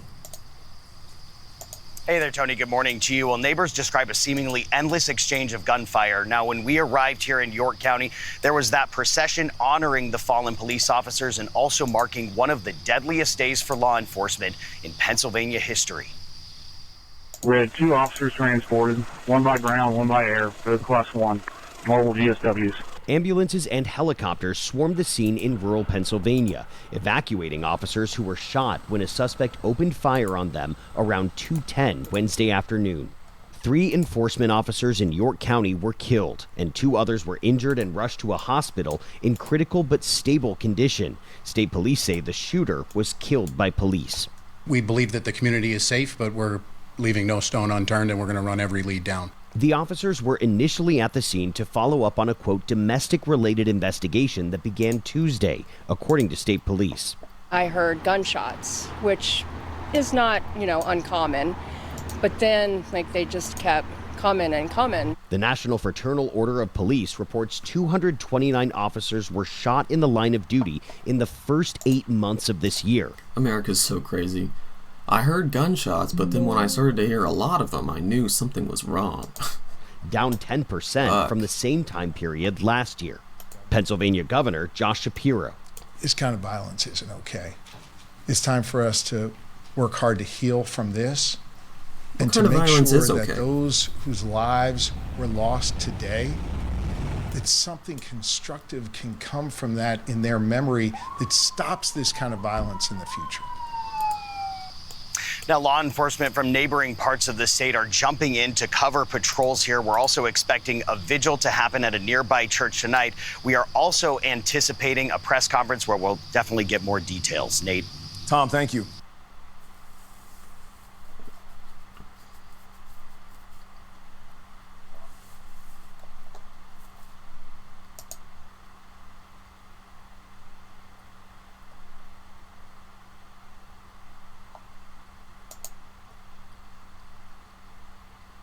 We are back, and we are joined now by Greg Stoker, U.S. veteran, anti-imperialist activist, and host of the Colonial Outcast podcast, which is a great show. Live with us, or we're recording this a few hours before the show, live with me now at least, from the Global Sumud Flotilla, if I'm saying that correctly, sailing to Gaza to break the siege and deliver humanitarian aid. Greg, welcome to the show. Thanks so much for having me on. I'm so glad to be able to speak with you from the flotilla. As I mentioned, you're on one of the, 24 boats that set sail on Sunday on the flotilla, trying to get to Gaza to break the siege. But on the other hand, the Israeli government is saying that you're doing this for Instagram clout. So I'm hoping you're taking some cool pics for the timeline, buddy. I am. The account Quentin Quarantino had a great video of me talking trash to the other journalists who are on a really nice media boat, and I'm stuck on the vet boat that has actual sails and rigging. And it's basically just a massive vacation where we have very limited rations and living space, and we're going to deal with a rogue state that has a history of massacring international humanitarian activists like the Mavi Marmara and the World Central Kitchen last year. But if it's for clout for sure. Exactly. Obviously, incredible bravery by all of you guys. I love their attitude. This flotilla movement keeps growing by the month. People who are trying to join and break the siege. How many folks are with you this time? I know that the ships have delegations from over 40 countries or something like that. Yeah, 44 different countries. There's a couple boats from the U.S. delegation. Other countries only have one. But we wanted this to be a transnational effort of humanitarian relief to basically do what our governments collectively, as an entire world population, are refusing to do. So Yeah, we have had a couple of delays. It actually has gone up, growing up in the military a lot smoother than I thought it would. From a humanitarian, human rights activist perspective, I thought it was going to be cluster F than it was. Of course, we had a 24-hour weather stand down, and then we've, had to set up a rally point to collect other ships that were scattered in the storm. But we're doing the best with what we can, because this is like a grassroots movement largely. And again, we don't have a military infrastructure. We don't have a tax base where we can, allocate funds to naval operations. So, yeah, there's going to be delays. It's going to take a minute to get there, but we're not going to be deterred through like psychological operations, like Ben-Gvir saying that all of us, including Greta Thunberg, is going to go into terrorist level detention facilities in order to deter other activists for attempting the same thing again. And I would like to remind the minister that there's only one person in this conversation who's actually been convicted of terrorism, Itamar Ben-Gvir. Good point. And that brings me to these quotes, because it's insane. This broke yesterday. This is from the Jerusalem Post. The National Security Minister of Israel, Itamar Ben-Gvir, they presented a plan to the cabinet aimed at halting the largest flotilla ever planned to sail to Gaza, comprised. Hell yeah, dude, the balls. It's just like, yeah, we're gonna break your siege and your terrorists too. Hell yeah, dude. Activists from 44 countries. Ben-Gvir presented the plan in this meeting. Under the new suggested directive, all activists arrested in connection with the flotilla will be detained in Israel's Kenziot and Damon prisons, which are used to hold terrorists under stringent conditions typically reserved for security prisoners. The activists will be held in prolonged detention, unlike the previous practice of releasing detainees after brief overnight stays. Activists will be denied special privileges such as TV, radio, and specialized food in an effort to impose a clear message that supporting terrorism will not be allowed. So then also Ben-Gvir says they're going to be confiscating your ships and repurposing them under Israeli law. Now, I'm not a legal expert, but what's their jurisdiction? You're in international waters. Let's start there. Oh, yeah. Well, first of all, I would honestly, Ben, I would love for you to turn these boats that we cobbled together within the past 2 months and use them as your new police force. Because personally, my boat doesn't have bow thrusters, so we can't even dock without port assistance. So please make these the new top boats. They should replace the Israeli Navy or whatever their equivalent is with your guys' stuff. That's my tip for them too. Yeah, well, see, Ben-Gvir does say a lot of nonsense, but they are definitely concerned. Israel, doing a threat analysis for the Security Council for this Global Samud flotilla. It's easy to find via open source information that Israel has a very small navy, 49th, 50th largest or smallest, however you want to take that, in the world. They only have 60 vessels, 5 of which are submarines. Most of them, I would guess, are stationed or posted out in the Persian Gulf to do signal intelligence collection on Iranian assets in the region. Then they have like 6 to 8 like missile cruisers, and then 45 patrol boats, some of which are in patrol detachments based out of the port of Eilat in the Red Sea. So they're not even part of this. So like their other naval assets are doing like patrols along the Lebanese and Syrian coast to interdict like weapons or whatever intelligence support going to Hezbollah. So it's like, how many ships and assets do they actually have allocated for this? So what they're hoping is they really don't want to be dealing with this flotilla right now. They're in a bad PR position as it is, as what happens to one who's, enforcing famine and, ethnic cleansing on an entire population, but they don't have any legal basis. So they are falling back on the old tropes of, this is terrorist. This is an act of terrorist. They're calling Greta Thunberg a terrorist. And I would just like to say that, if your state sees a 22-year-old activist as like one of its existential threats, it's not looking good for the longevity of the project. But they're hoping that this will fail. So they're hoping it will collapse in on itself. The entire project will implode before we get to the port of Tunis. That's not going to happen. So we're going to keep moving across the Mediterranean towards Palestinian territories. And in that, there's going to be a lot of psychological operations. So this is kind of like a taste of what we're going to get, these kind of threats. Then it's going to escalate to drones, like holding orbits, close orbits, so you can hear the buzzing all night around the flotilla. We're expecting them to pull tactics like they do with journalists in Gaza, where, they get a ship's captain's phone number, start calling them, issuing threats. We can expect doxing, all the way up to having an Israeli Navy Corvette parked off the flotilla, escorting us into an interdiction site. So, psychological operations is going to be a big part of this, and intimidation is going to be a big part of this, because they would like to divide and conquer, break the cohesion of the flotilla so they don't actually have to deal with it, because it's bad information operations all around. Well, so how many boats are there actually, and how much larger is this flotilla compared to the previous efforts that we talk about, where we saw some of the different sabotage and psychological operations you described, but also there was a last month, I believe, there was acid delivered to one of the boats instead of drinking water. There was damage to the propeller prior to taking off. I mean, this is the Israeli, this is their tactics is written all over it. Well, we've had more operational security. And look, with an operation this large, you can't really be completely secure. But we haven't encountered acid water or sabotaged propellers or bureaucratic sabotage. They definitely pressured the port. Yeah, the sabotage propeller was a weight was tied to a rope and then wrapped around the propeller and then dropped to the bottom of the harbor. authorities to make it so that like they denied our insurance, pulled the flag, made it unable for us to launch bureaucratically. And now Isaac Herzog, the president of Israel, is ostensibly flying into Italy today, into Rome today, to meet with the Pope. But I think we assess that that's just a cover for him to add further bureaucratic pressure to the Italian government to deny the launch from the third group of the Samud flotilla that's going to launch out of the Italian peninsula. So yeah, they're trying bureaucratic, psychological, and then they'll try military. So we've seen through open source intelligence that they've massed a couple of electronic warfare and surveillance planes, C-130s and G550, like converted private jets that have like electronic warfare suites. So they might just try to like burn out all of our comms en route in order to stop the flotilla. I mean, they have a number of ways to do this, but again, it's all a violation of international law. Of course. And can you speak a little bit about, I know that the dock workers, was it in Genoa, in Italy, have threatened to strike if they lose contact with the flotilla.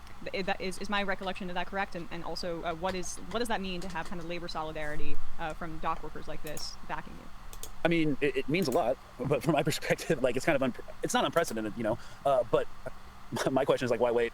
Just shut it down now. I mean, we're exactly. like witnessing the final solution in the annihilation of entire people. Yep. And it's kind of frustrating, I'll be honest, to see that people like only really care now that a bunch of like white Europeans are engaged, on a flotilla. Sorry, other boats yelling at us. So yeah, but that's kind of like why we wanted to do a veteran vote, and that's why I kind of put this thing together last minute, because we wanted to use our protective status due to the like grotesque militarization of our society as veterans to kind of explain to people, or to make it understandable, that whatever violence we do overseas, whatever forms of repression that we enact on other people, are almost immediately used upon our own population. And that's like because we have been desensitized to conflicts in the Middle East or West Asia for the past 20 years. It's just what happened over there. The ill-fated and ill-termed global war on terror is kind of, I believe, made a lot of people think like, I know it's horrible, but like, what can I do? Or why should I care? It doesn't really affect me. And I think this is why, especially within the context of Israel and operating under the premise that, fascism is on the rise here in the United States, it's so easy to draw a parallel between the Israeli Defense Force and intelligence services and our new extrajudicial Gestapo force, ICE. Because like, I think The Intercept just broke an article that ICE is now using graphite, developed by the Israeli tech firm Paragon, that can basically just infiltrate your entire phone and blow up your contact list and messaging instantly. And now ICE has access to that. And we already know that ICE is basically keeping a database and tracking everybody who posts anything derogatory about them online. So if you're concerned about your own personal safety, we want to make the argument that in some ways, in some very real way, that Palestine is the front line of this struggle. Because in the end, whatever our government is willing to do to Palestinians or allow to be done to Palestinians, they're also going to allow to be done to you. Right. What Greg is referencing there is that ICE is the Trump administration did this deal with Paragon, the Israeli basically hacking service, and that ICE is going to be able to use it. This has been already used to target activists and journalists in Europe and in other places in the world, and now it seems like the Trump administration is going to try to embrace that here. And I'm sure, Greg, you heard about what the Trump administration just did, bombing that boat off the coast of Venezuela, I believe, and designating them terrorists, which is very much what you're saying. It's like geographically making the war on terror closer, and let alone the tactics being used, like which are torture under international law, just towards migrants here in the United States.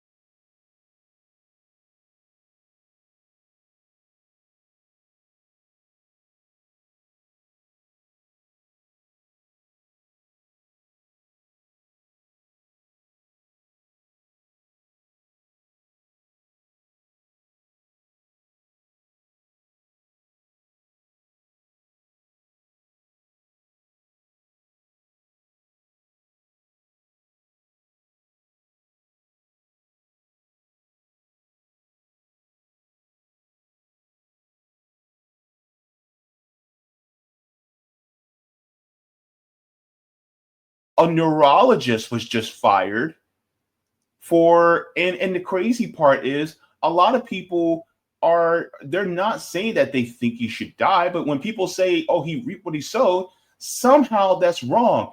And the crazy part about it is saying that you reap what you sow is actually from the Bible. As a former evangelical, you reap what you sow. What the Bible says is what a man measures out, it will measure back to him. So therefore, is there something really wrong with saying that, well, how you live, that has an effect on how people remember you?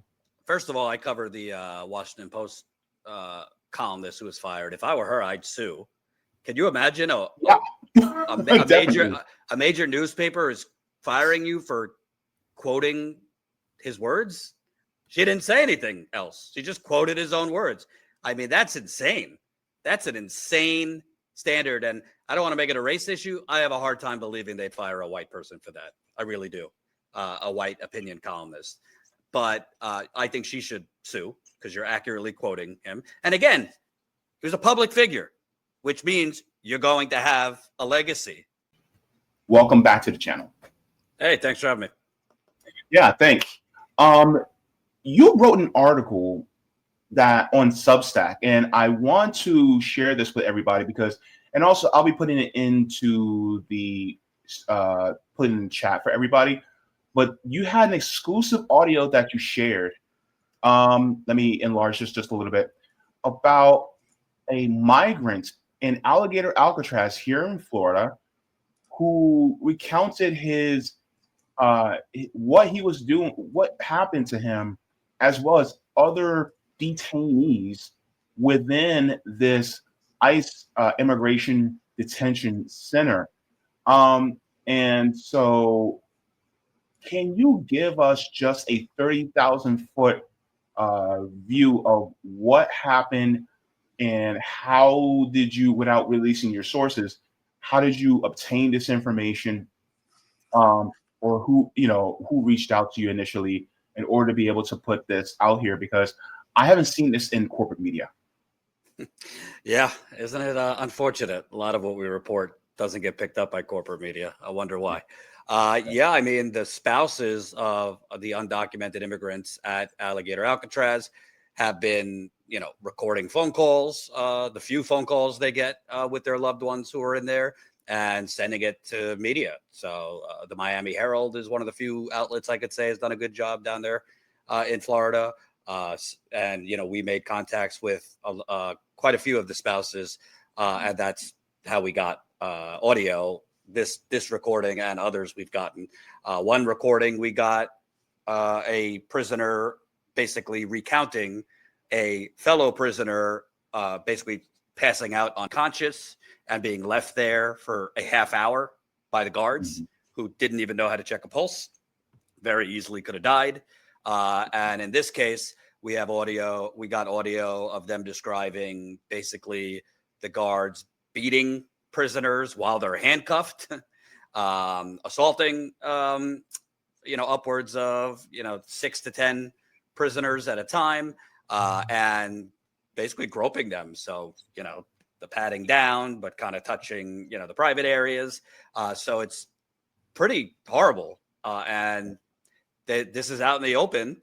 And the guards, as we've reported and others, many of them don't have any training, no medical training, which is pretty troublesome when you have in this place, it could get up to 85, 90 degrees inside. Obviously, it's in the swamps of Florida. Don't know how to check a pulse. And a lot of them just kind of seem like they are kind of those asshole jocks from high school who just are on a power trip. So there's also been verbal assault, screaming at the prisoners, kind of mocking them, oh, we're going to send you home. It's like but this one in particular is really alarming because it's not only the physical assault, but I would say, sexual assault too when you're groping prisoners. Yeah, this is a explosive story, very controversial. In fact, there has been huge job fairs for ICE to employ people, and you look at people say that they want to protect the country, but does protecting the country mean violating human rights of people who are in prison? Well, at the end of the day, we live in a new Gilded Age, a new economic Hunger Games, as I call it. And ICE now, through Trump, you have, I think, more money has been given to ICE than most other militaries have. And you also have AI replacing people's jobs. You have people working multiple jobs. You have people rationing, as your healthcare horror stories, this, people rationing insulin, people rationing medicine, people choosing between medicine and groceries. Bottom line, we're basically kind of in this economic, we're becoming one giant economic corpse. So if you have dangled over you, a $50,000 signing bonus, now they're talking about canceling your student loan debt. So Republicans are fine with canceling student loan debts if it's an ICE agent to terrorize brown they're people. going to help you make your money. So I think that, it's easy to judge people who join ICE, but they got to feed their families too. I don't condone it, but still, people have tough choices to make. But it really is becoming the capitalist order is fucking you economically and then forcing you either to join ICE, the military, or other basically parts of the imperial cog. Yeah, definitely. I want to share this part of your article as well because I think this is also I think this is also important as well. Here it says, for the spokesperson for the Florida Division of Emergency Management denied the prisoner's claims made to his girlfriend, telling Status Quo that they are false and that reports on horrific conditions at Alligator Alcatraz have been repeatedly debunked. And you say, for the record, the same ample reporting about inhumane and unsafe conditions at Alligator Alcatraz have been debunked. Have there been words to you about this happening at other immigration detention centers or facilities elsewhere, not just in Florida, but throughout the country? Oh, yeah. I mean, we've covered the one in New Jersey at Delaney Hall, where there was a prison riot near Newark. A couple prisoners actually escaped for several days. And there was a riot basically because this facility is not up to code. Alligator Alcatraz isn't either. I mean, it was put together in 8 days.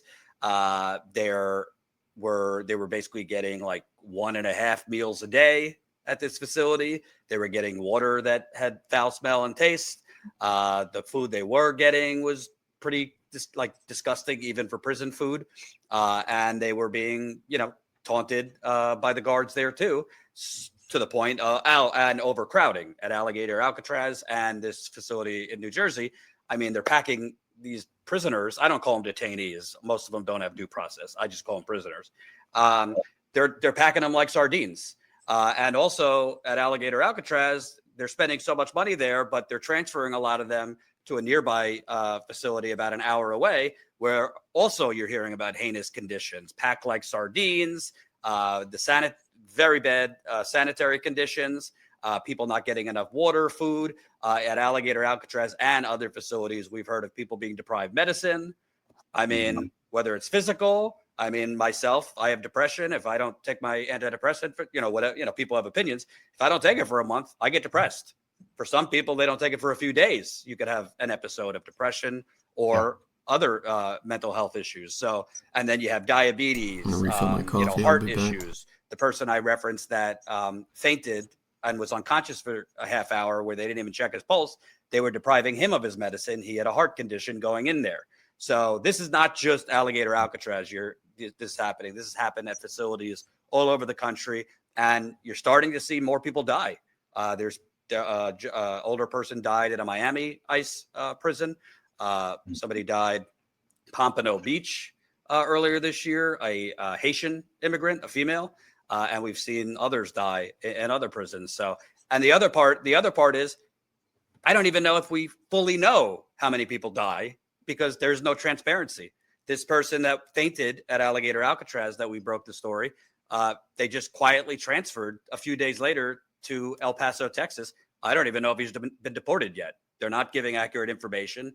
And part of the problem for families of prisoners in Alligator Alcatraz and elsewhere, it's very hard to track if they're there or if they've been transferred elsewhere. Wow. I didn't even mention they can't even get communications with their lawyers.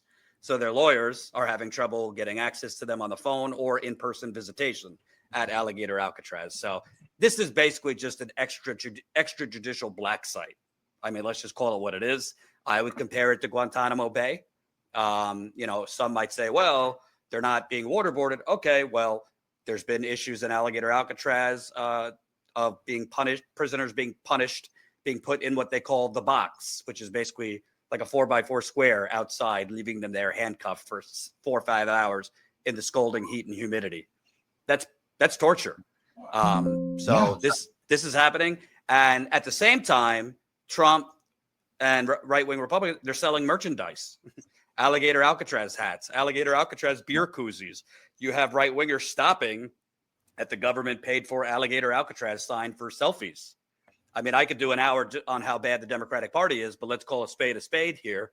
I mean, this is really fascistic stuff, and it's all a mass distraction campaign to distract the masses from what's really the real enemy, which is the corrupt government, Trump, who's basically doing illegal crypto scams while in office to enrich him and his family.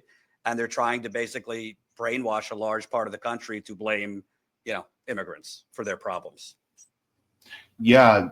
And this, I wanted to share just this one part of what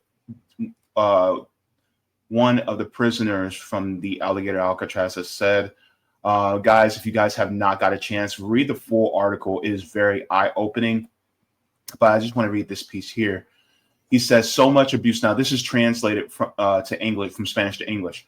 So much abuse, too much abuse. Yesterday in the dining hall, there was so much abuse. They were handcuffed. They stepped on his head. About 6 guards jumped him. They hit us. They kicked us. So much abuse, too much abuse. So much abuse that we're enduring here in the Alligator. Too much abuse, so much abuse here. I can't take it anymore. Where are the human resources? It's unbearable here. Now, in another area, they fell to the floor. I think they fainted. I don't know. They don't even know how to act because they don't know how to revive someone. They didn't know if the person died or not. We were very nervous because we don't know where we are. And I think it's really important to note that this person that is a prisoner at Alligator Alcatraz is Cuban. I think that's really important because a lot of people talk about, well, Cubans have a special way to get here legally. And it's like, no, Trump is trying to repeal all that.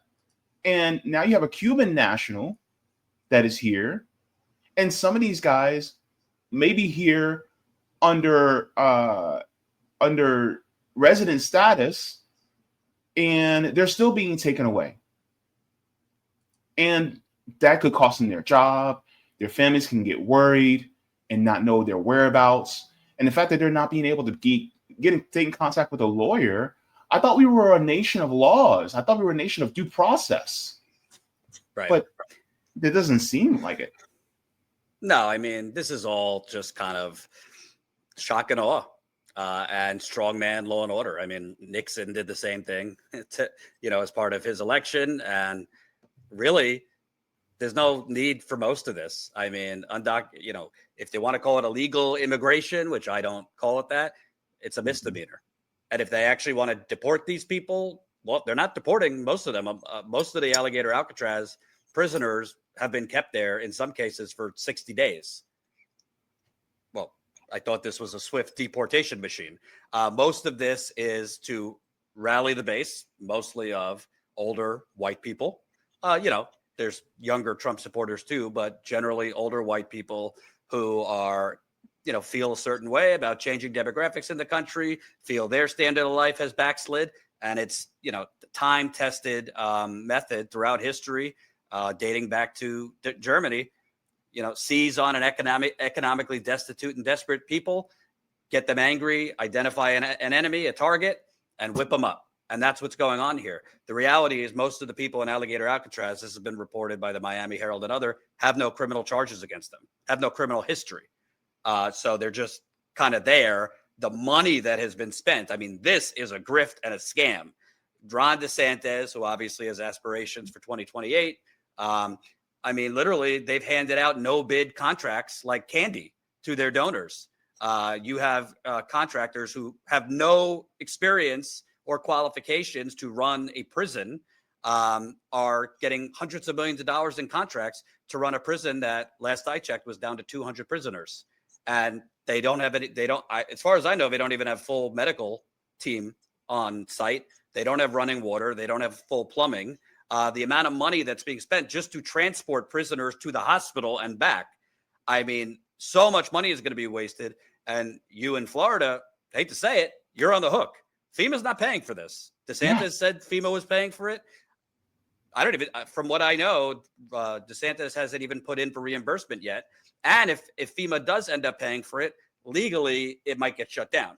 Because if FEMA pays for it, then it becomes a government project and you have to do an environmental impact study. So long story short, this is one giant racist boondoggle to rouse up, I believe, a growingly fascistic racist base.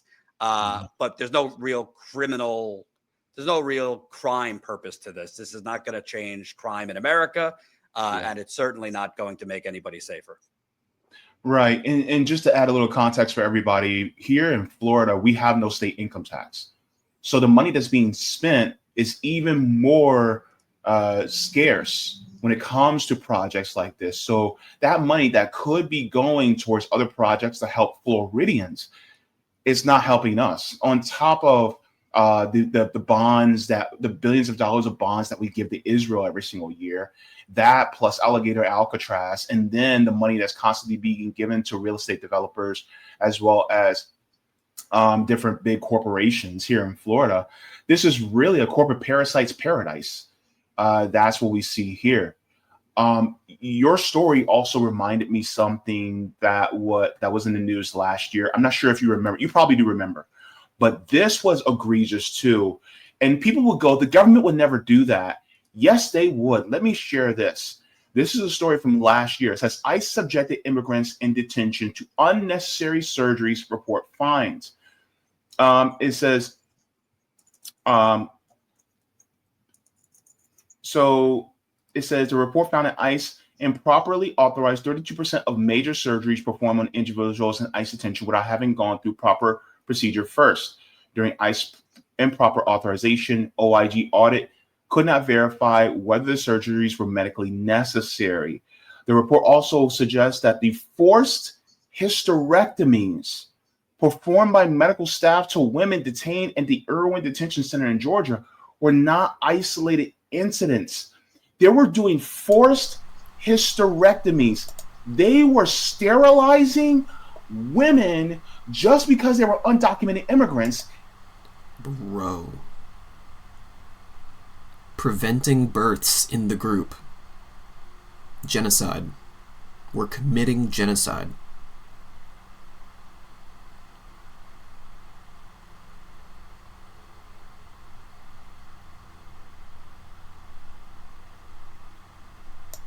In this country. So when people go, oh my goodness, that's not so bad. And here's my question. To the people who have family that have, especially family members that are incarcerated, especially if they're non-violent offenders, let me ask you this question. If you have any knowledge of your family member going through this, if you would have outrage over that, but you don't have outrage over how these people are being treated inhumanely, you're a hypocrite. Yeah, because 100%. They're being detained. I don't care if they're American. I don't care if they are Salvadorian, Venezuelan, Mexican, Ecuadorian. I don't care. Human rights are human rights across the board all over this planet. And the crazy part is people look another direction based on their immigration status or based on the color of their skin. I'm like, what is this? Well, I also think a lot of people don't, well, I think people realize it, but specifically right-wingers who are eating this up. I mean, this is big business.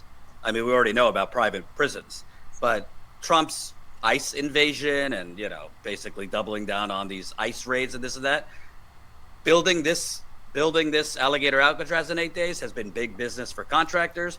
Now they're talking about building a new complex in northern Florida. They're talking about building similar alligator Alcatrazes, for example, there's been lawmakers in Montana talking about like a bear Alcatraz in the woods. I mean, it's obviously like medieval times, cruelty is the point. But the actual construction of these prisons is big business for contractors, donors, politicians. So again, it's follow the money. A lot of this is about enriching donors, contractors, politicians who get kickbacks on the other end.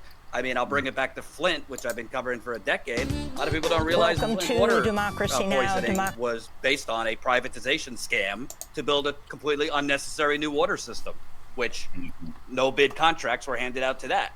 So there's the morality part of it, which you and I are in lockstep. But there's also basically Trump and Democrats have been doing this forever too. They're building an economy based on wars we don't need, prisons we don't need, immigration terrorism we don't need, and now AI that I definitely think we don't need and is going to create a whole new generation of unemployed people and probably more violence. So it's a scam. It's a boondoggle. I don't know what other way to put it. And also, at the end of the day, if they actually care about profits, it's kind of fucking the U.S. economy. I mean, we've lived in a new Gilded Age for a long time anyway, but I mean, there's been plenty of reports. Farmers are struggling. They can't get their workers to come because they're afraid of being rounded up. You just saw at this plant in Georgia, the South Korean workers got rounded up, hundreds of them. There are whole industries where people are, really suffering because they can't get their workers to show up, or their workers are being rounded up and deported. So it's a really bad situation. And I fear that the violence we saw last week with Charlie Kirk, the violence we saw allegedly with Luigi Mangione, if this continues, at the same time cutting people's Medicaid, food programs, youth programs, they're trying to privatize Medicare, you're going to see more violence in this country. Definitely. Thank you very much for that. You mentioned Luigi Mangione. There was a recent report that just came out that the judge made a statement. If you can give us an update on what's going on with Luigi Mangione, I'd really appreciate it right now. We need some decent news. Yeah, I was just there actually this morning. He was back in court for the New York case against him. There's 3. The federal case where the Trump administration is seeking the death penalty, which is highly unusual. I mean, there's been mass shooters who killed 20 people who did not get the death penalty. They're seeking the death penalty. This was the New York State case against him. And his supporters celebrated because the judge dropped the terrorism charge against him. So there's still, murder charges against him and other charges, but at the very least, the terrorism charge has been dropped. Even, pretty conservative lawyers from the beginning have said this. Okay, we've heard about that already. I'll come back live with headlines and more specific stories. So stay tuned for that news roundup, resource gathering portion of the stream today, and I'll see you around. Peace.